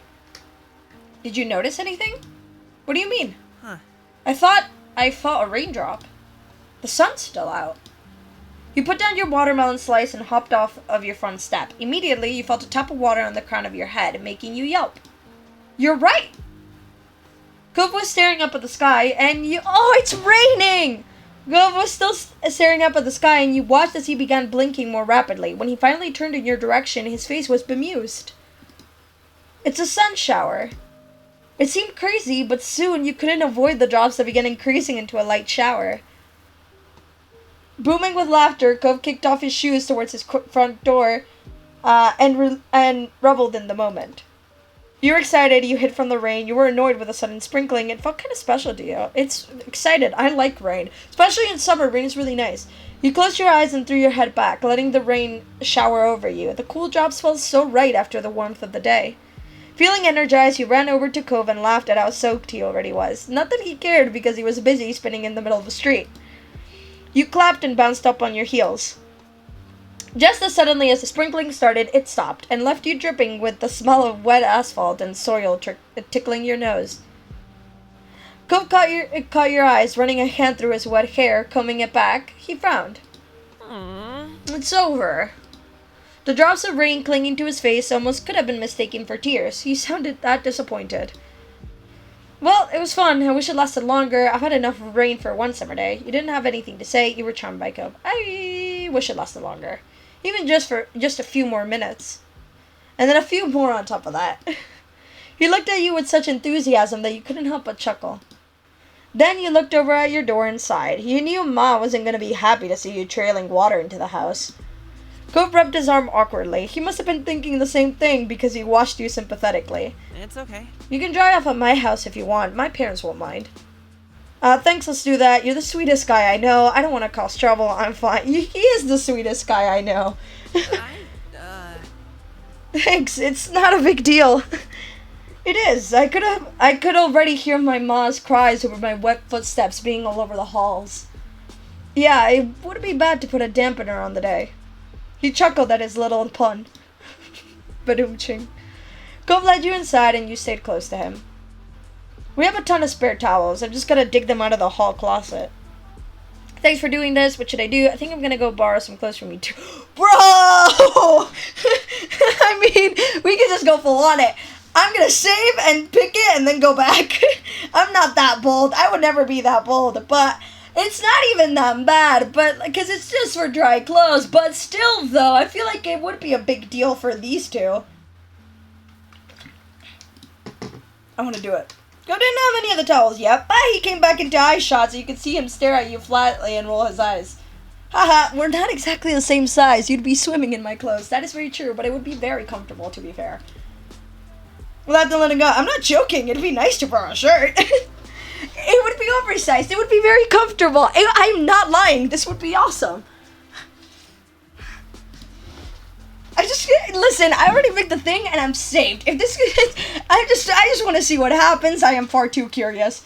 He raised an eyebrow and a tiny frown paired with a blush appeared on his face. I mean... If you're serious, I'm just gonna dry my stuff off, but I could get something for you. Thanks, Gov. I just want to see what happens. I'm way too curious and I want to do all the cutesy stuff. With that, Cove disappeared and returned in no time. He wasn't making much eye contact, but had a towel in his hands, plus what seemed to be one of his pajama shirts. It was a bright pink color with a dark brown seashell pattern all over. That sounds really pretty. You were certain it looked great. You were certain it looked great on him. That pattern sounds really... I can picture that. And that sounds really nice. I was also curious about what the shirt was going to be, so fair enough. So, well, here it is. I hope that works. Thank you. You accept... I love the sky. Look at the sky. You accepted both the towel and the shirt. You wrapped the cloth around your neck temporarily and took a trip to his bathroom to change. With his shirt actually in hand, you started to feel nervous at the thought of putting it on. But you were the one who wanted it, so... I mean, I already said it, and I already went along with it, so, I mean, we gotta commit. Gotta commit. You left your shirt over the shower curtain rod to dry, patted yourself down with a towel, and slipped Cove's shirt on. You wrapped your arms around your torso. That change didn't completely fix your predicament, but it was definitely an improvement. Despite Cove's prior comment being pretty on the money, it was huge on you, but it was dry. And you couldn't deny it was a little bit thrilling to wear a piece of his clothing. You almost couldn't believe it was true. Not wanting to keep Cove waiting, you promptly returned to the living room. He looked up to greet you after hearing you come back down the hall. How'd it go? Is it good? It looks good. What, really? He chuckled a broken laugh, unsure what the proper thing to say about this kind of situation was. What is the proper thing to say in this kind of situation? I do agree.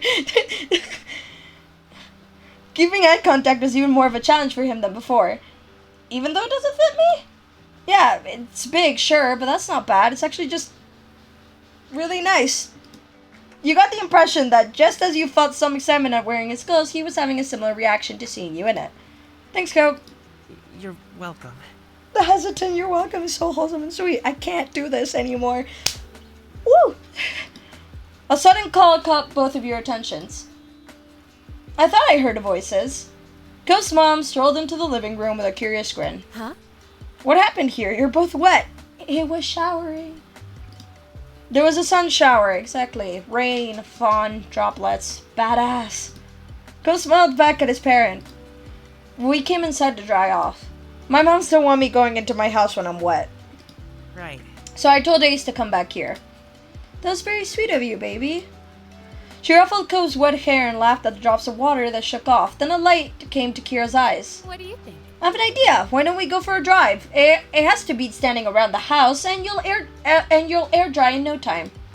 Cove only offered a shrug and a bent smile to his mom. He looked at you for a real answer. Yes, that sounds fun. Let's do it. Fun. This'll be good.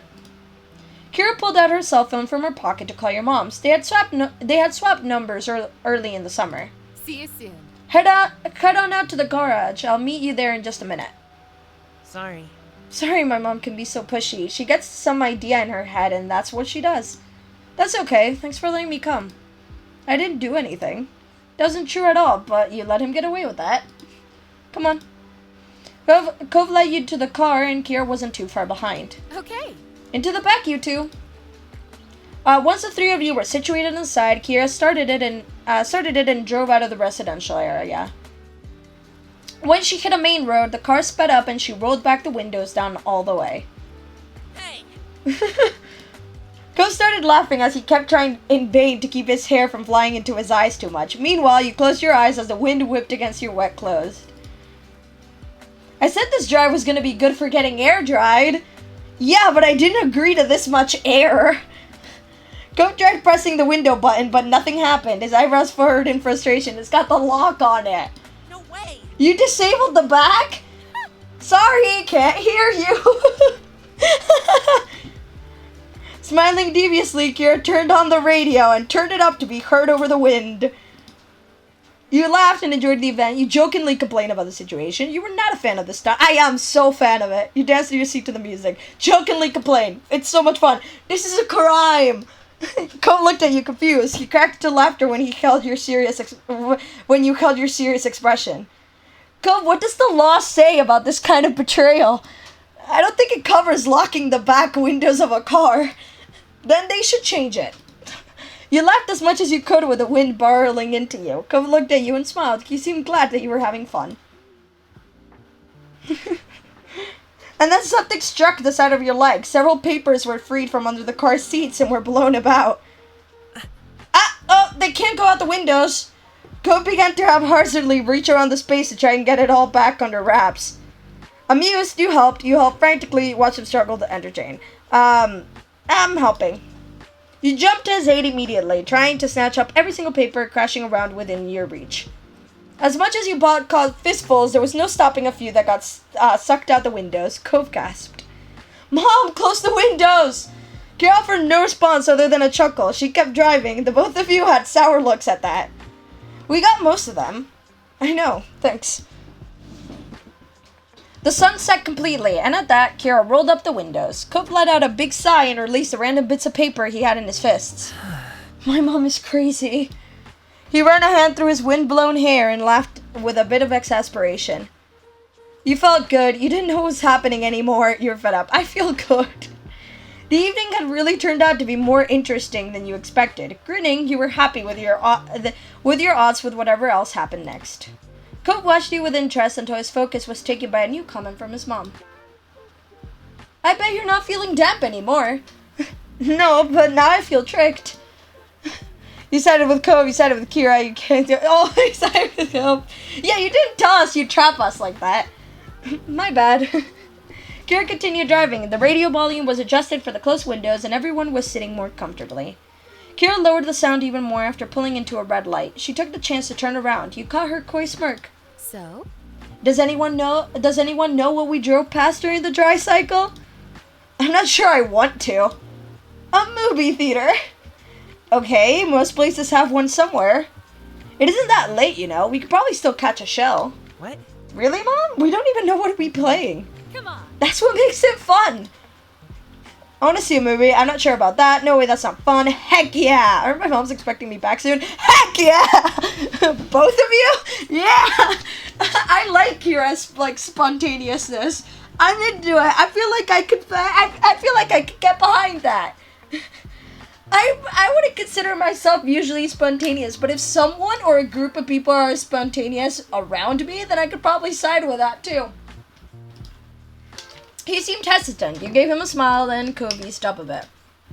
Oh, don't get me wrong. I'm not advocating impulse behavior every day, but it's important to seize the moment when you can. Very true. We might never have another night like this. I agree with that. And don't worry, Ace. I said I'd watch over you for the night, not just 10 minutes or so. I'll put your parents in the loop about hitting the movies as soon as we get there.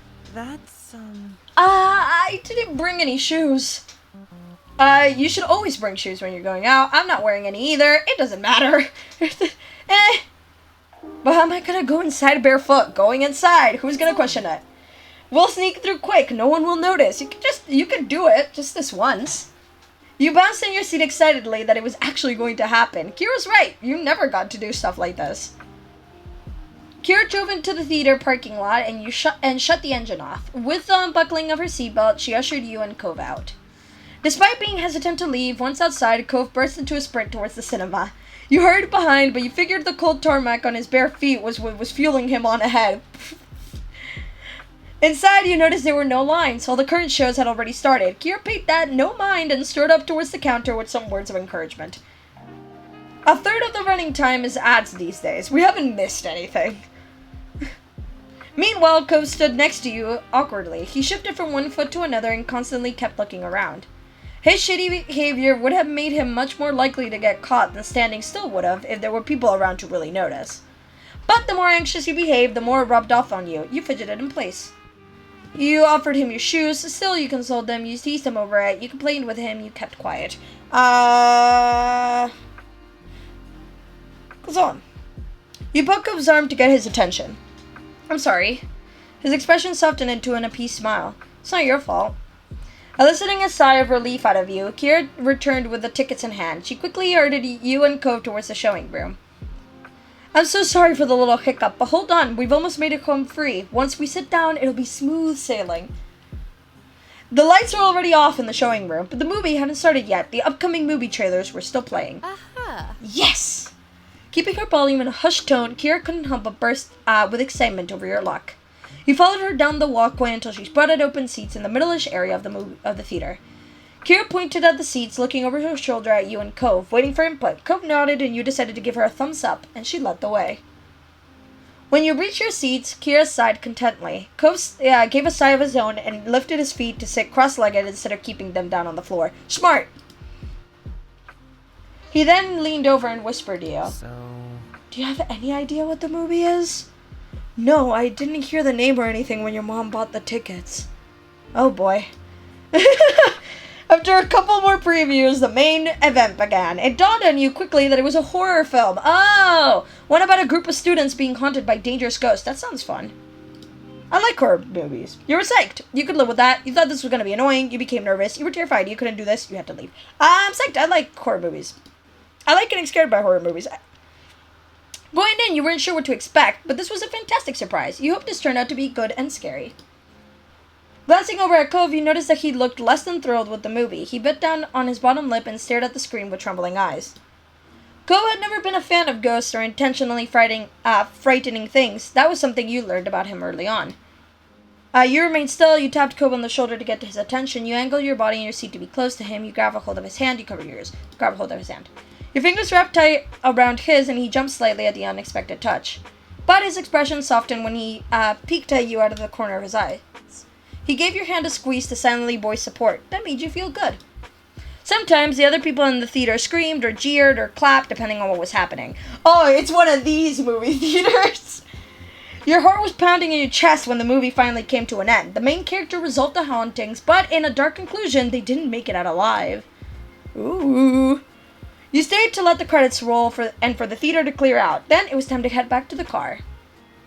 Both you and Cove took the same seats in the back of the car again. Even though it was late, Kira was exiting an upbeat, cheerful energy.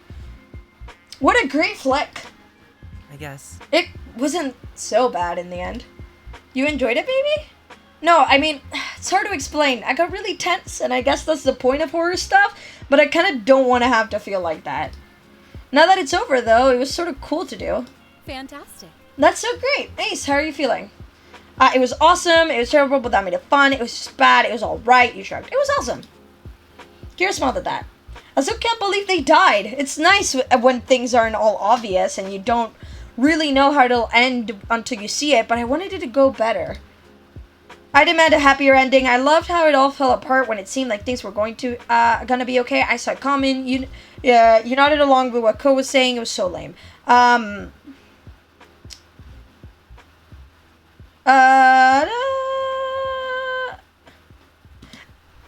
thought it fit what they were going for. That's true. You and Cove spent the rest of the car ride absorbing conversation about the movie. I do, because I do love unexpected movies. I like not being able to predict an ending and it just hitting you. Not even just an ending, but something going against your expectations. Like, you think you know what's going to happen, like you're sure. Like, something gets established and you're sure you know what's going to happen next, and then it's not that. It left curves into something completely different. I love it so much. I love getting surprised by movies or books or TV, just anything. You and Cove spent the rest of the car ride absorbed in conversation about the movie. So, who's hungry? You were surprised when you realized Kira didn't drive you home, but to a drive-thru burger restaurant instead. This is so fun! Hungry, you shook your head no. Yeah, you nodded. Why not? That's the spirit. Get whatever you want. This is important. This is so... Okay, I'm getting chicken nuggets, absolutely. I'm getting mozzarella sticks. I'm getting french fries. I like the sides a lot. And I'll get a milkshake. I would get onion rings as well, but...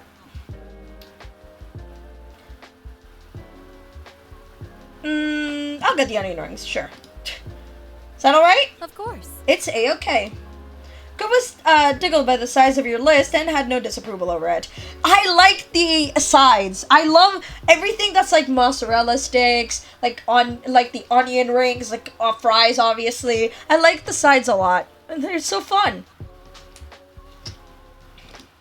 Kira pulled up to the window and ordered what you asked for first. She then decided to order one of everything on the value menu. Wow! Whoa, what are you gonna do with all that? Eat it. Really? Fair enough. The whole menu? Even after Ace picked most of that already? That's right. There are only maybe 10 things on it, and they're about $1 each. I can swing it. And besides, whatever we don't finish, I'm gonna feed to your dad. He'll be in heaven. I love this. Go sighed affectionately at his mother's antics. Thank you. You're welcome. You're quite welcome. A few minutes later, Kira exchanged her money for multiple bags of food, which she quickly tossed to you both in the back seats. She then drove off into the night. Can you pass me something? What should I grab? Surprise me. You chose one of the wrapped sandwiches and handed it to her. You had no idea if it was a burger or something else. Thank you. Thanks very much. Accepting that this was what was happening, Cove shrugged and started pulling food out of the bags for himself. Cove ended up with some onion rings, and he happily munched on them. I love onion rings a lot. You selected something randomly. You made sure to grab something you liked. I want something I like, because I'm very picky. You weren't even questioning Kira's crazy ride anymore. The adventure continued, and you were so preoccupied in the back that you almost didn't realize the car had stopped. Kira turned to look over her shoulder.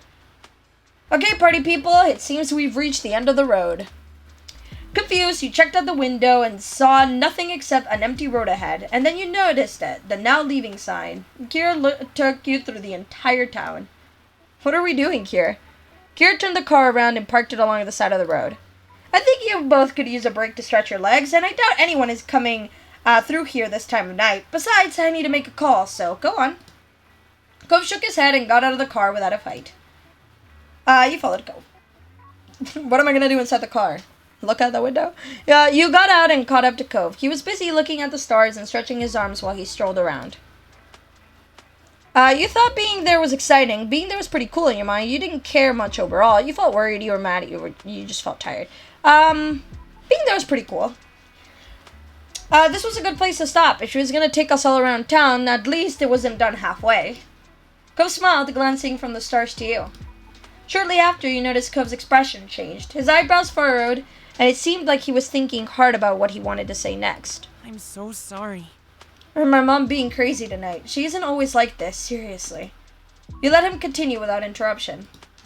I think she feels like she has to get out there and do things with me while she can, and she wants to make the time memorable. This visit has been really different than the others, and it didn't start off good. Thinking about how Kira's trip began this summer, you could understand why Cove was thinking along those lines. She probably wanted all the trouble to be worth it in the end. Are you having a good time with your mom around? Okay, I get it. She shouldn't have made me be a part of it. You nodded in understanding. She's giving you a taste of your medicine. You said nothing. Are you having a good time?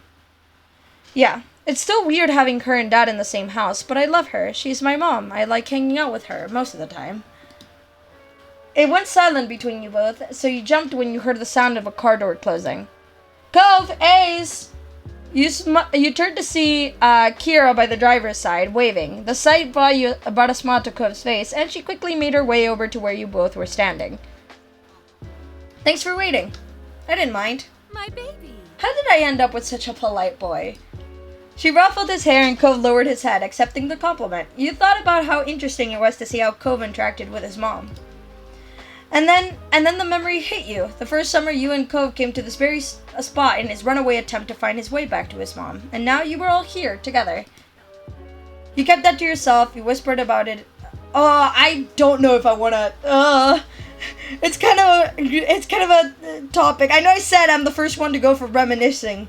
But I don't know if I wanna. I'm just gonna quickly see what happens. Taking a step closer to Cove, you leaned in closer to share the moment just with him. Isn't it strange that your mom took us here? This is where you went to try seeing her when you moved to Sunset Bird. Cove flinched and his eyes darted over to his mom, worried that she heard. When he was satisfied she didn't, he turned back. Yeah, it's weird, but she doesn't know what happened. At least I'm pretty sure she doesn't. Really? Dad likes to tell her things are fine, so she doesn't worry. You decided to inform Kira. You nodded and kept the secret. Yeah. Cove looked at you gratefully, and you shared a conspiratory smile. Like, if he doesn't want her to know, then fair enough. I won't get into that. Anyways, it's kind of cool to be here, right on the edge of town. Exactly, we're standing on a precipice. I think so too. I don't really see what's so different about it. You didn't have a strong opinion of it. I think so too. I knew you'd get it. It's good to appreciate these times and places. Kira let out a big breath of air. We should probably call it a night, huh? Yes, let's go. Finally, you shrugged. You felt disappointed it was actually over. Yep, let's go. I can't wait to collapse in bed. Kira shyly smiled and gestured to the car. Quietly, you all made your way back to it. Cove naturally followed you, taking the seat nearby in the back, with a collection of fast food bags still strewn about. You rested your head into the seat as the car roared to life. As you did, Cove leaned in close to whisper. Hey. I could talk to your moms if they do get mad about tonight for some reason. It was my mom's idea. You didn't have a choice. Thank you. Thanks, I might need it. I'm just glad we're heading back now. This is worth it, even if they get mad. Your mouth pulled into the biggest grin, getting a laugh out of Cove. If you say so. Also, don't worry about bringing the shirt back when we get home. Just keep it. Until tomorrow? He simply shook his head. Your face went warm. He was giving it to you. I'm so glad I picked that option. I'm so glad I just went for it.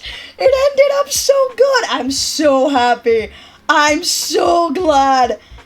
Oh, I am so glad I just went for it. Oh, I'm so happy.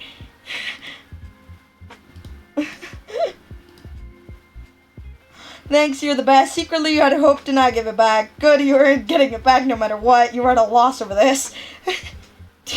You're the best. He's just the best. You're the best. Bill smiled bashfully at you, but said nothing else. The drive home was smooth and uneventful. The radio was off completely, and you felt your eyelids getting heavy. I was hoping for this deep down. I just didn't know if it was actually going to happen. I thought it was going to be back in the car, they were going to drive back, and it was just fade to black, and that was it. But no.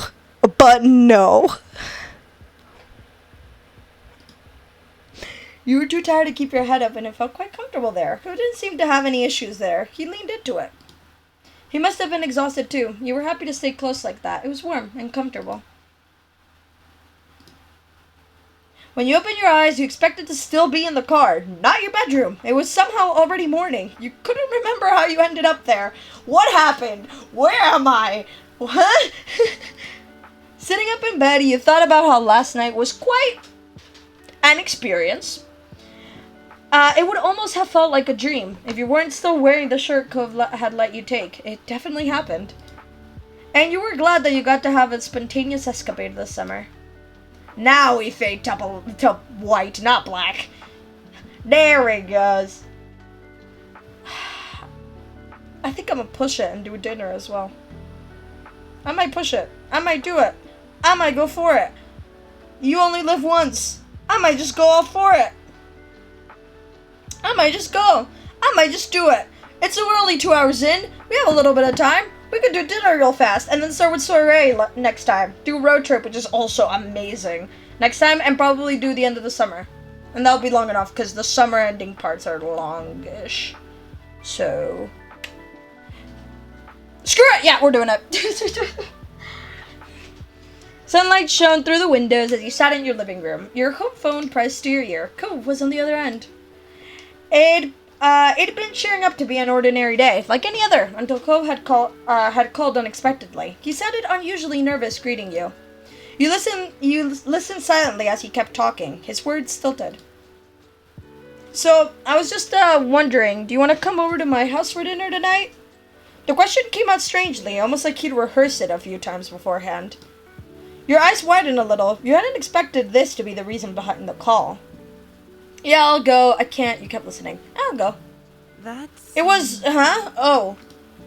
It seemed that Cove had still more to say, and you just interrupted him. Whoops. Cool. Well, he stumbled for a bit, trying to gather his thoughts again. My mom and dad, they really want you to be there. If your parents don't have a problem with it, they asked me to ask you. You took a moment to think. Dinner at home would be quiet and uneventful today. If you really wanted to, you could go to Cove's instead. Cove spoke up again, breaking your thought train. His voice was softer than before. Also, I want you to be there too. Can you? Come over, I mean. Yeah, I can come. I'll have to ask my mom to get back to you. No, I can't make it. Why am I the only one invited, or did you mean the whole family? Yeah, I can come. Thanks, Ace. I'll let them know when I can. He sounded noticeably relieved by your response. Was you coming over for a dinner today that serious? He spoke to you for a little while longer to explain what time to come over and other details, then hung up. And that was that. For now, anyway. Soon enough, the sun dipped out of the sky and evening came. It was time for you to head to Cove's house. After letting Elizabeth know you were leaving, she didn't look away from the TV, just grunted. You made the small journey across the street. Sounds about right. You knocked a couple of times on the heavy... You knocked a couple of times on the heavy door to their condo. As you waited for an answer, you found yourself contemplating being a guest while both of Cove's parents were there.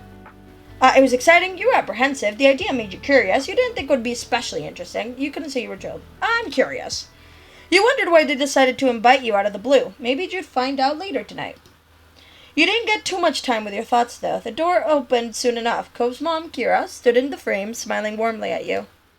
Come on. Hey, Ace. Welcome. Please, come on in. She opened the door wider and moved to make room. You stepped inside, allowing her to shut it behind you. Thanks so much for coming over. I know it was kind of last second. It's alright. Thanks for inviting me. Of course. Just make yourself at home. It's not my home, but I've been given permission to say that. Hey, Ace. Welcome to our humble abode. You jerked your head towards the sound of Mr. Holden's voice. He waved at you briefly from the kitchen with his back turned and a large spoon in hand. Hope you're hungry, because I'm whipping up a lot of tasty stuff. True to his word, you heard something sizzling on the stove. You closed your eyes and inhaled. It smelled spicy and savory. With Mr. Holden busy and Cove nowhere to be seen, it was just you and Kira. She gave you a wry smile. He sure is. Well, I've been barred from cooking the entire time I'm staying here. Can you believe that? She nudged you with an elbow. Mr. Holden scoffed good naturally, then spoke from over his shoulder. You're on vacation, Kira. You need to accept that already. She yelled back, amusement obvious on her face and in her tone. People still cook when they're on vacation. Everyone's gotta eat. It's not like I'm some celebrity who can go out for every meal or hire a private chef. Sorry. Well, in this house, you're a VIP. Kira smiled and shook her head quietly. Then she turned to face you once more. Well, Sorry about that, Ace. Here I was trying to strike up conversation with you, and Cliff just had to butt in. I don't butt in. She eyed him, chuckling in disbelief. He wasn't exactly disproving her point with that, but it is very sweet. Kira leaned over to whisper to you. It's okay, he likes to be included, but since Clifford insisted on cooking all by himself, he'll have to wait. The two of us can chat. Her next question continued to be said in a hushed tone, just to be safe. so? How are you doing? I'm doing good, I'm doing good, things are okay. I'm not really sure, you didn't reply to a question. I'm doing good. That's what I like to hear. She opened her mouth to say something more, but some lightly pounding footsteps caught your attention. You checked to see Cove emerge from the hall a few moments later. He might have heard all the commotion and left his room to see what was going on. He quickly took stock of the situation. His cheeks tinted pink at the sight of you standing in his living room, and his hand came up to rub his arm almost bashfully. Ace, you made it. Thanks for coming. Cove's voice was unnaturally loud, as if he thought you wouldn't be able to hear him from where you were, only a few feet away. Hello, Cove. You gave a shy wave, then felt a little stupid for it. You put your arm back down. It was when you glanced away from Cove that you spotted his parents watching the two of you interact. Cove noticed this stairs too, meeting them with narrowed eyes. So... Are we having dinner now? Not yet, bud. I'm still cooking. Alright, I'm gonna go back to my room. As he turned to leave, he bent his head to the side to face you. You coming? The question was quiet, but you heard it clearly. You smiled, pleased that he'd asked, and nodded in the affirmative. Cove turned fully and made his way down the hall. Have fun, you two. We'll call you when food's ready to go. With that, you followed after Cove. The two of you made your way down the hall. This was your first time you were invited to see Cove's room. You had visited Cove's room before, but only rarely. Going over to Cove's room was standard occurrence for you nowadays. One of these two, because I've definitely seen it now. Yeah, we're tight. Cove got to the door first, opening it and stepping inside. You joined him. There was a mat on the floor in front of the door. As you stepped over the threshold into his room, you felt the crunch of sand beneath your feet. The sensation was nothing new to you, of course. Is this where we named the fish? This is so important. Cove constantly came back to his room covered in sand, not bothering to clean himself off at the front door, and got it all over his personal space. That's just how he was. A little bit of a mess. You hadn't heard Mr. Holden ever scold him for it. Not like your moms would have done if you've done it. You could sit wherever you want. Cove himself took a seat at the edge of his large bed, looking like the picture of comfort, and left you to decide. You didn't sit anywhere. You sat down on the chair. You sat down next to him. As soon as you sat next to him, Cove grew tense. His back went stiff, and he ducked his head away. He tried to hide a trembling smile. Oh my god. I can't. He said it under his breath, as if he didn't want you to hear. You obviously did, and easily, since you were right beside him. You were nervous about that. You smiled comfortedly at him. You chuckled over it. You felt very charmed by his reaction. Smile.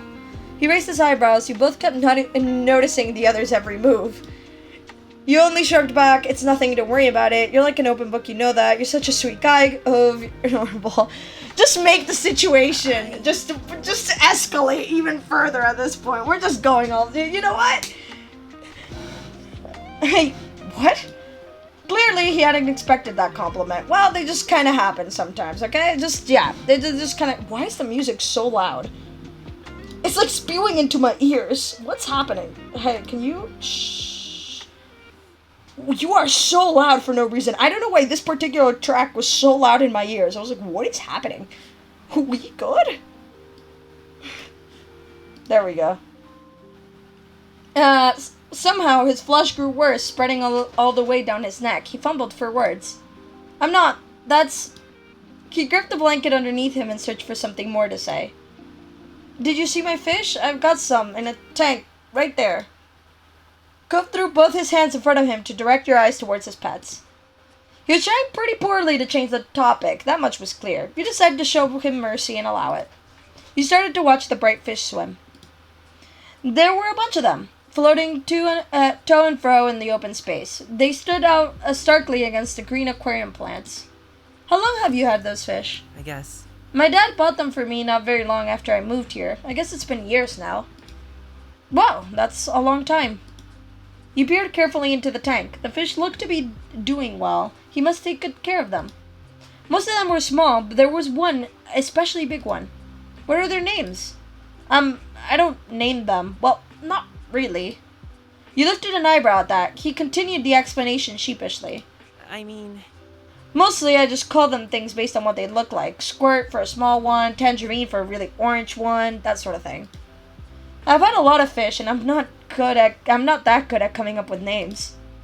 You found that funny, you found that surprising, you found that relatable. I found that funny. Who knew that was a weakness of his? It was an entertaining revelation. Oh, a couple of them have other types of names. He pointed to a small orangish redfish. It was minding its own business away from the others. My dad named her Dreamcatcher, and that one's Mark. Mom came up with that one. Cove smiled to himself, his eyes reflecting the glow from the tank. You let other people name your fish? it's nice. That's so sweet. He then turned to you, tilting his head to the side. There was a considering look on his face. Do you want to name one? Yeah, I do. Can I? No, thanks. Can I? His smile grew a little at your interest. Sure. There's a few who don't have names right now, the newer ones. You can pick which you want to name. He pointed each of the recent acquisitions to you. The first was the smallest fish in the tank. It was completely orange and zipped all over the place, running laps around the others. The second was slightly bigger and red. Its tail was dotted with black spots, which almost resembled freckles. That's so sweet. I like that they resemble freckles. The last fish was the biggest one. Its multicolored scales rippled under the... Multicolored? Under the bright light... Why am I so fascinated by the fictional fish? Bright light of the tank as it slowly made its way across the vast expanse. You went with... I'm going with the multicolored one. It's the medium fish, right? Or the biggest one. Can't remember. I'm bad at memory. Either way. Cove only nodded at your answer, waiting for you to decide on a suitable name. I'm so bad at naming stuff. You watched the fish you chose closely. As you did, a name eventually came to you. Frank. Sunbeam. Sunbeam's cute. I might go with Sunbeam because I'm not good at naming things. I'm not good at names. Not good at names. I'm not good at names. So yeah. Cove laughed unreservedly at your choice. It was affectionate rather than insulting. You named things like my dad. Alright, it's Sunbeam. With that, his attention moved from you to the tank. He peered fondly at it and its inhabitants. He smiled proudly at Sunbeam as it swam through the tendrils of the plants, disappearing then reappearing soon after. You noticed then that Cove was sitting closer to you than he was before. He must have scooted over at some point during the conversation. This close, your shoulders were almost brushing against each other. Your heartbeat picked up a little at the realization. You know, I'm not allowed to have pets in my house, not even fish. The corners of Cove's lips turned down at that. That doesn't sound fair. It's not like fish would make a mess of your house or anything. You just gotta take care of their tank and feed them and they'll be okay. Right? My moms can be strict over the weirdest things sometimes. I don't mind it too much. I get it. They trust Elizabeth and me to go around the neighborhood alone, but they won't let us have a pet? It doesn't make sense. It does, but maybe when you're even older they'll let you? I don't know. They seem pretty against it. Your current conversation brought to mind a memory from years ago. It started coming out with no warning. You're earning you a brief confused look from Cove. One time, Elizabeth, came back from playing at the beach and hid in her room. She came down for food and then she ran back upstairs after. It was hard to understand. Our moms left her alone at first. But that night, Ma went to her room to say goodnight and she screamed. Mom and I went over to see what was wrong. We found Lizzie with a big lizard in her hands. Cove's eyebrows rose at that and he leaned forward in interest. Really? A lizard? Where'd that come from? Elizabeth said she saw it half buried in the sand and didn't know what it was. She picked it up to find out, then she brought it home. She hid the lizard in her room for the whole day because she wanted to keep it. Mom and Ma were upset at her. They worried about putting it out during the night, but she was going to have to let it go in the morning. Lizzie was really sad. She did release the lizard, but she wouldn't talk to anyone for days. When she did stop being unhappy, it was almost like it never happened. You shook your head, thinking back to that time. Elizabeth had always been stubborn, but when she was younger, she forgot grudges quickly. Now, it wasn't so easy. Go had been quiet for most of the story, apart from the reveal of the lizard. He had a thoughtful look on his face. I can't even imagine what it'd be like to have a sibling. You gave a serious thought to his statement before you told him. It's fun. There are ups and downs. You're lucky to be an only child. It's a nice idea in general, but my sister's Elizabeth. I don't know how to explain what it's like. It's fun. When we were younger, Lizzie and I played together when our parents were too busy. I probably would have been really bored if I didn't have her. Cope pursed his lips at the words, considering them quietly for a while. Cool. That's interesting. I think your family is cool. He didn't have much else to say, though while you were on the topic of your family, you considered your relationship with your moms too. They were absolutely the best. You got along with your moms. You thought your moms were okay. You found your moms to be difficult to deal with. They're the best. You couldn't even consider having another opinion. You couldn't have better parents. A thought struck you and your attention suddenly settled back on Cove. Yeah, my moms might not let Elizabeth or me have pets and stuff, but at least they never try to pay someone to be my friend. Badoom-ching. The moment the words left your lips, you winced. Maybe you shouldn't have tried to joke about that, but... Go had been so hurt when he found out. Sure, it had been years since then, but that didn't matter. Gove tossed his head back in an overly dramatic way, sighing heavily. I almost forgot about that. Really? No way. No, not really. I'll never be able to forget that actually happened for the rest of my life. It's gonna humiliate me forever.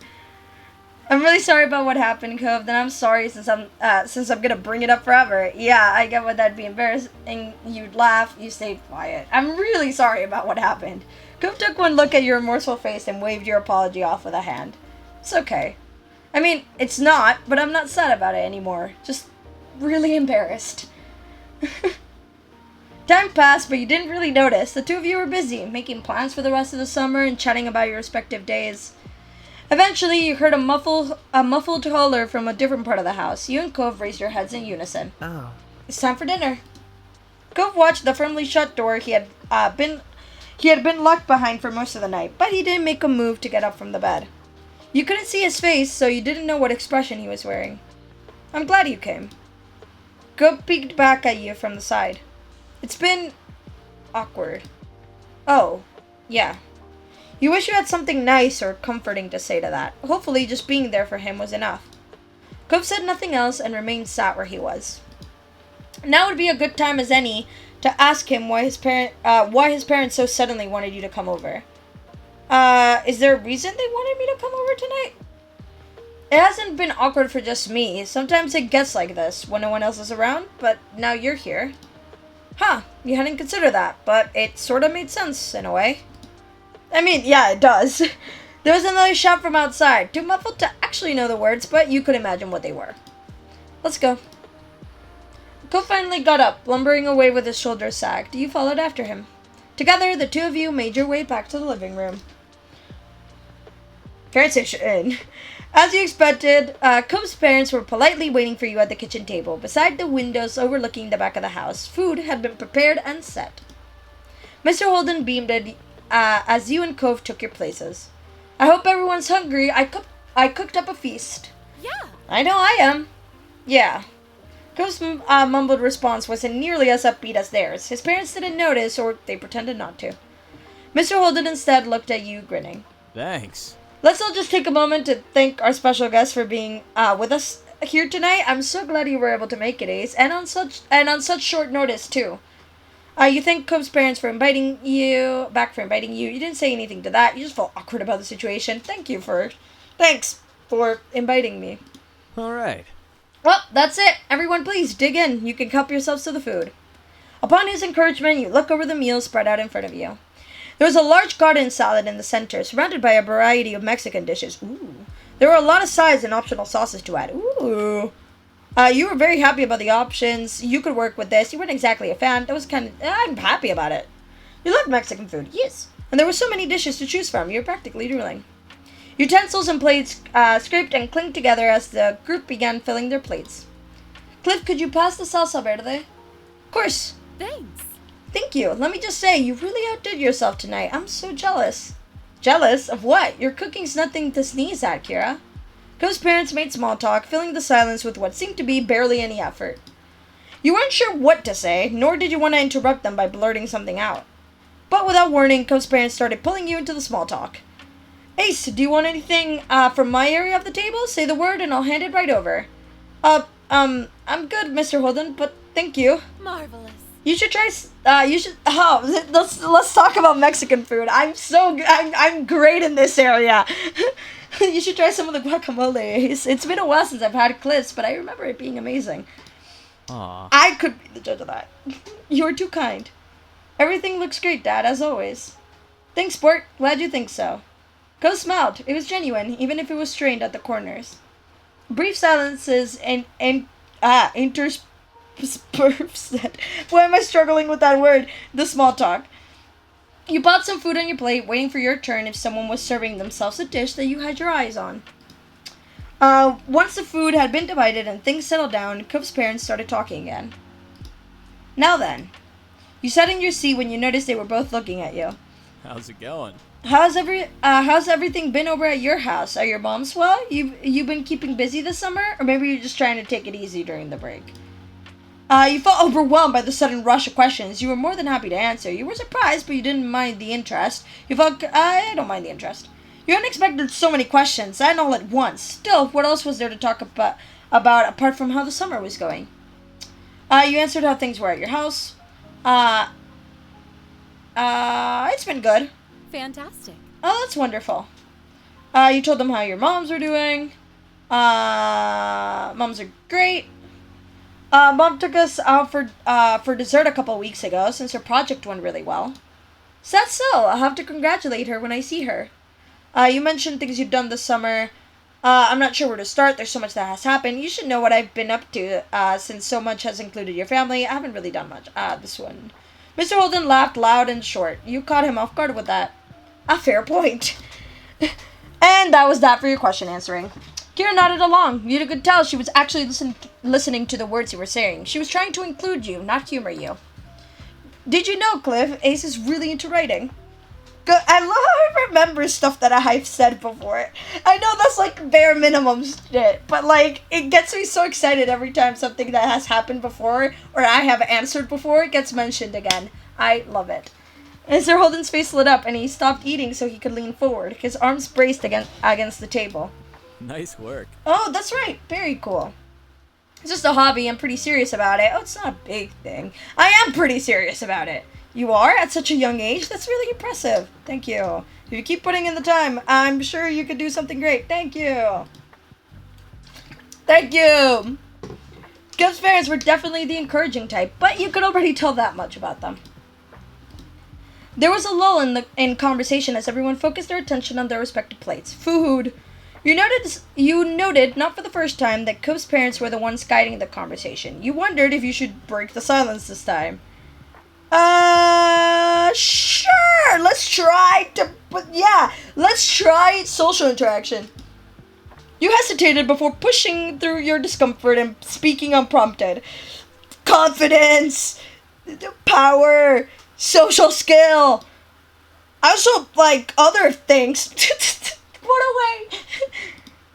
Would you like to tell us more? Yeah. Absolutely. They looked genuinely eager for you to keep talking, so you did. The rest of the dinner continued just like that, with light conversation as you ate your meals. Eventually, all the dishes on the kitchen table were pretty much gone.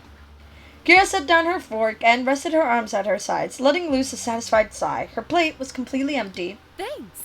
That was delish. Thank you for your culinary creations, Cliff. Mr. Holden was like a flower soaking up the rays of sun. He beamed, flattered by the praise.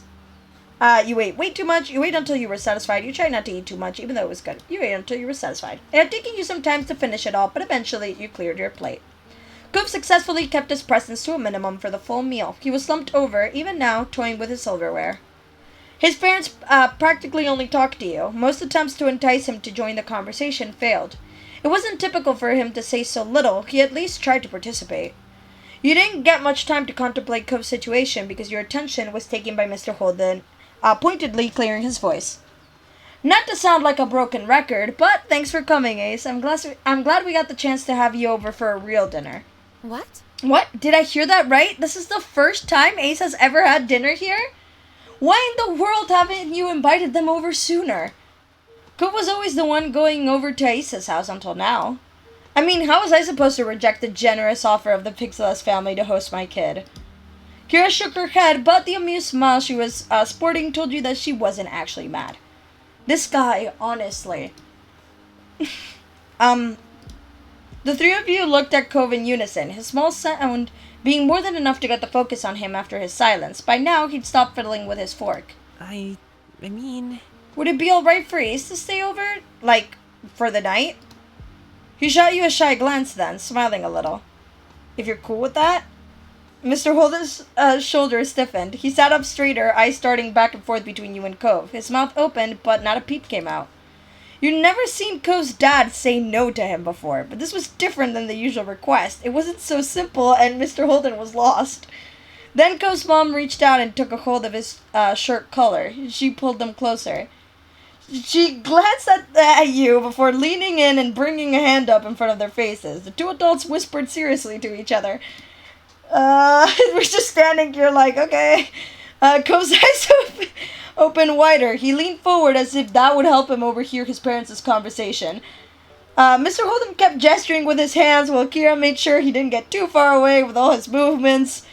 Every now and then, both of them would watch you and Cove out of the corner of their eyes. What are they, like, how much discussion is going on right now?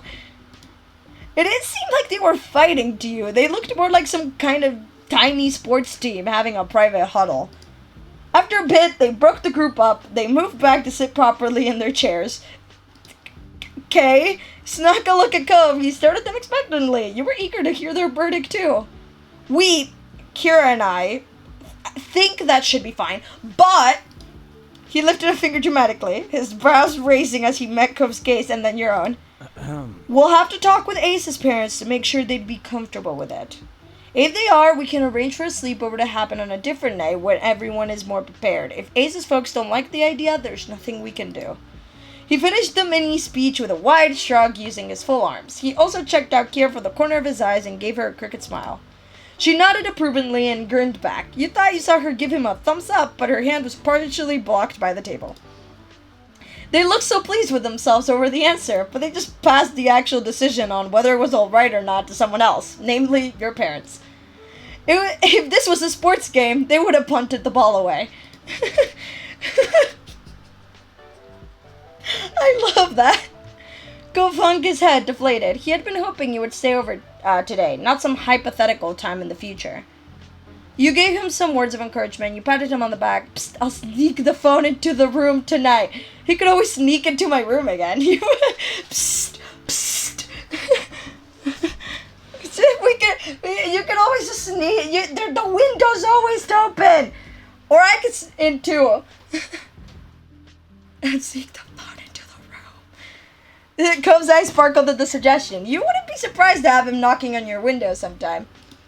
Though he likely would still would without the invite. True. And that's what's fun about it. With that, dinner finally came to an end. Mr. Holden stood up from the table and began collecting empty plates. Cove was asked to help out, which he did with little fuss. Kira tried to lend a hand as well, however Mr. Holden didn't let her. It seemed she was barred from cleaning as well as cooking.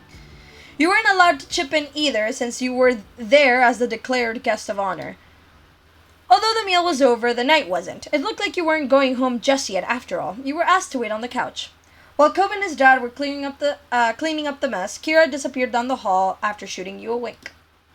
It was a bit strange sitting by yourself while everyone else had something to do. Luckily, you weren't alone for too long. Alone for too long. Yes, word, sentences, phrase. After a couple minutes, Cove's mom returned with a deck of cards in hand. She strolled into the room confidently while shuffling. So, who's up for a few rounds? Cove and his dad looked over their shoulders at the question. They were mutually intrigued by the cards in her hands. She beamed at their expressions and stepped further into the living room. Ignoring the couches, she sat cross-legged on the floor by the coffee table. She turned to you and gestured the space beside her, smiling invitingly. You accepted and followed her lead. The living room carpet was soft, though the hardwood floor underneath could definitely still be felt. Kira did an overhand shuffle while she waited for the others to finish their tasks. The smile had yet to leave her lips. Great. This is going to be good. You were excited, you were nervous, you were bored, you were kind of annoyed, you enjoyed your enthusiasm. I am excited. You enjoyed card games, and it would be fun to play with Cove and his parents. It didn't take much longer for Cove and his dad to wrap things enough to call it good. Cove's dad appeared first, followed closely behind by Cove. Mr. Holden rubbed his hands together in anticipation. Alright, I'm ready. As he took a seat across from you on the floor, you noticed that Cove hadn't joined him. He went straight down the hall instead. Without even a word, you stared on confused as he disappeared through his bedroom door. Cove's parents didn't look concerned at the stunt. Kieran nonchalantly split the deck of cards into two and riffled the halves together while offering an explanation of sorts. Cove doesn't keep his wallet with him when at home. He puts it away. What? Cove quickly returned to the living room, a black wallet in his hand. He took a place at the foot of the table with the rest of you. You blinked as Cove unzipped his wallet. Do you bet real money on card games? With your family? While you sat there, your hands idle in your lap, the three shot looks at one another and sized each other up. Yeah. That's right, $5 per round per person, winner takes all. Go big or go home. Oh, are you planning on kicking Ace to the curb, or do you intend on donating to the guest of honor's pot, Mr. High Roller? Mr. Holden narrowed his eyes and leaned back against the side of the couch, completely at ease. No worries. If Ace wants to play, I'll fund their way in. Don't you worry about that. He rested an arm across the top of the knee that he propped up. Cove's dad was acting slick in a way you've never seen before. You appreciated his offer. You joked that he shouldn't be so confident. You felt awkward about the situation. His surety in this was pretty appealing. You ignored it. I appreciate it, sure. Thanks, Holden. His tone and stance instantly became more familiarly friendly when he started directing his word to you. No problem. You can count on me. You can let me pay for Ace. They're my friend. Mr. Holden grinned with a chuckle. Good kid. All right, bud. I concede. You're too polite for me. Well, you've got your ticket. Interested in throwing in? You glanced around. They seem like serious business. In response to your concentration, Kira softened her competitive smile. Don't worry too much. We'll probably just do some rounds of Go Fish tonight. No biggie. Do you mind? What do you think? I'm joining in, because I'm not gonna be boring. You sat your jaw and nodded at her. Mr. Holden gave you a big thumbs up while Cove nodded firmly back. You were really good at Go Fish. You were decent at Go Fish. You left it all to luck. You were always bad at Go Fish. I'm decent. Sometimes you won. Sometimes you lost. You like to think you weren't bad at it, though. Fantastic. We'll play for however long everyone wants to keep going, or until people start running out of cash but are still refusing to quit while they're behind.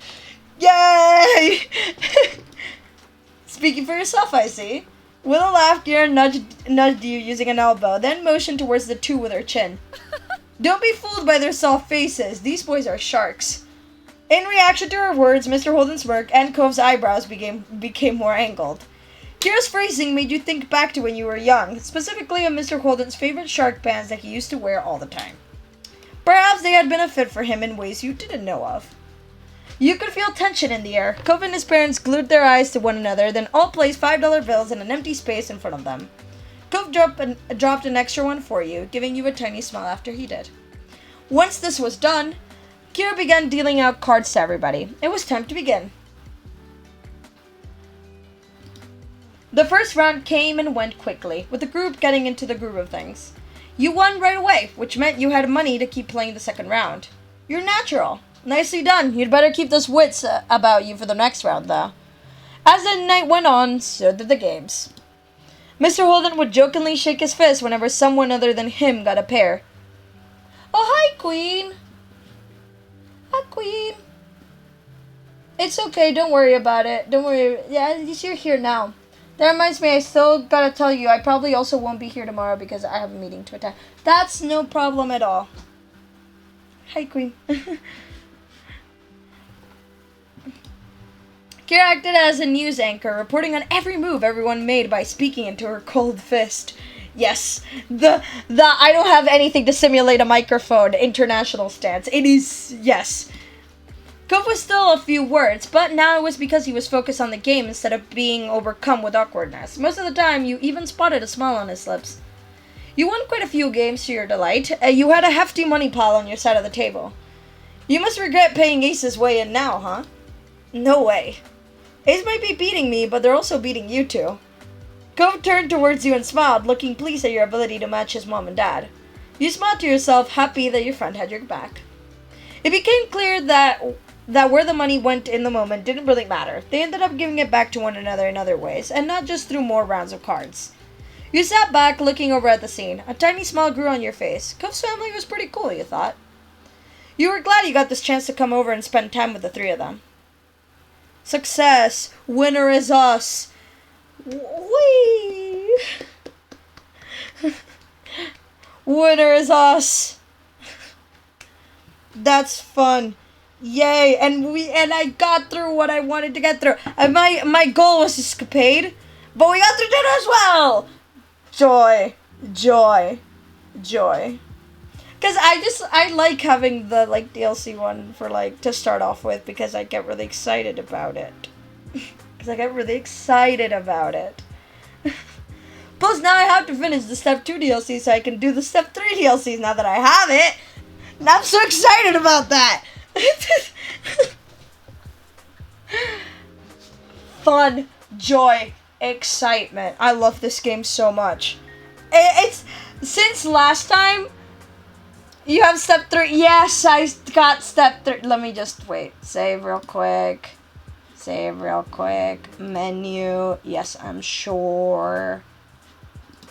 I have Step 3 now. So, get ready for emotions. Oh, God. I got Step 3 now. I caved this afternoon and went, I just bought it. So yeah, now the only one I'm missing is the wedding DLC, which probably will get at some point in the future. We'll see. We'll see how it goes. It is cheaper than the other ones, so it's not that big of an expense, and I think it's totally worth it. All the DLCs are totally worth it. So, anyway. On that note, we got through what I wanted to get through. I wanted to get through at least 3. We got through 4. I'm happy about that. Because, so next time we'll finish the other 2. Probably start the end of the summer part and probably leave it halfway because those are long. Usually. So, yeah. The wedding DLC is so worth it. Of the amount of customization is insane. I'll keep that in mind. I'm probably gonna get it anyway. I don't need a lot. I don't need a lot of convincing to. Clearly, I don't need a lot of convincing to spend more time or money on this game. I love it a lot. So yeah, I'll probably cave and get it. But yeah, I love this game a lot. Clearly, but like since last time. The decision came to me really fast because since the last stream we did like a couple of days ago, like my love for this game full front just came crashing back.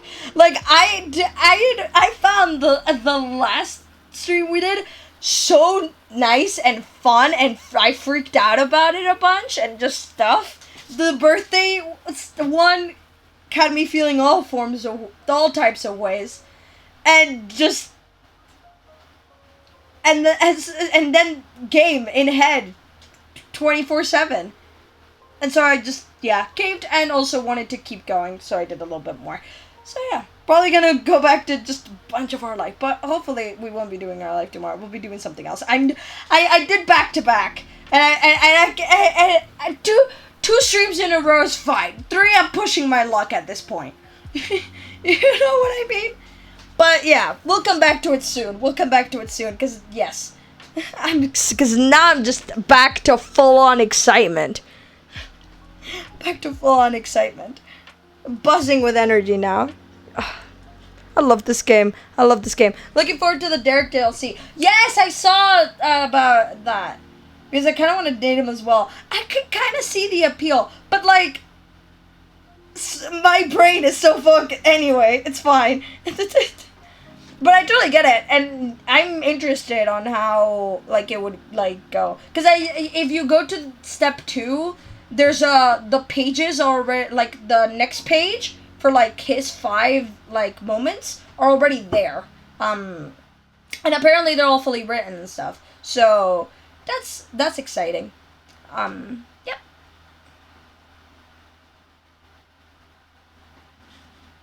I'm pretty sure I could just show them.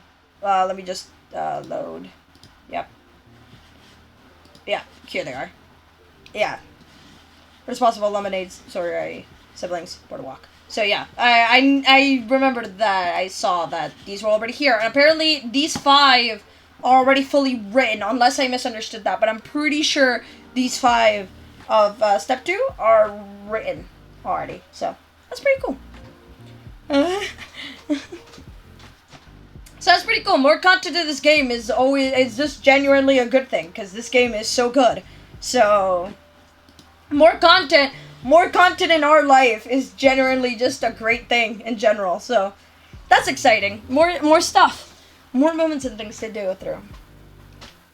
So there we go. And with that, we're probably gonna end right about here. But I love this game so much. I love this game so much. I love the Escapade one.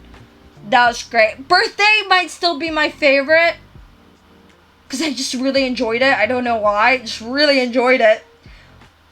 Escapade was good, though.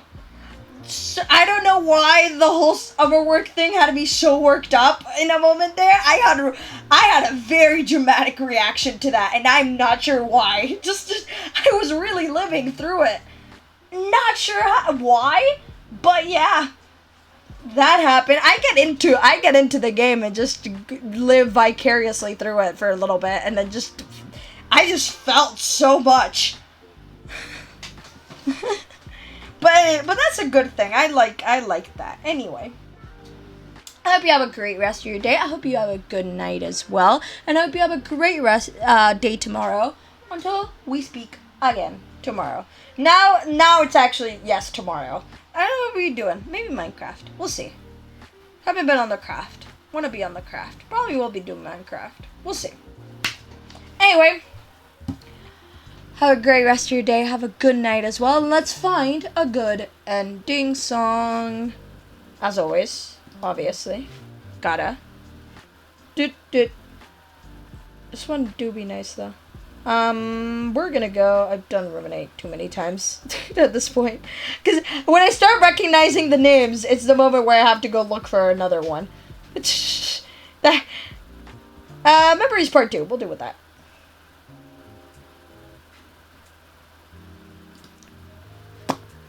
Good night. Dream of Cove sweeping you off your feet and having an amazing time. Thank you. Have a good night as well. Bye-bye. Bye-bye. Bye-bye. Bye. Have a great rest of your day. Have a good night as well. Bye-bye.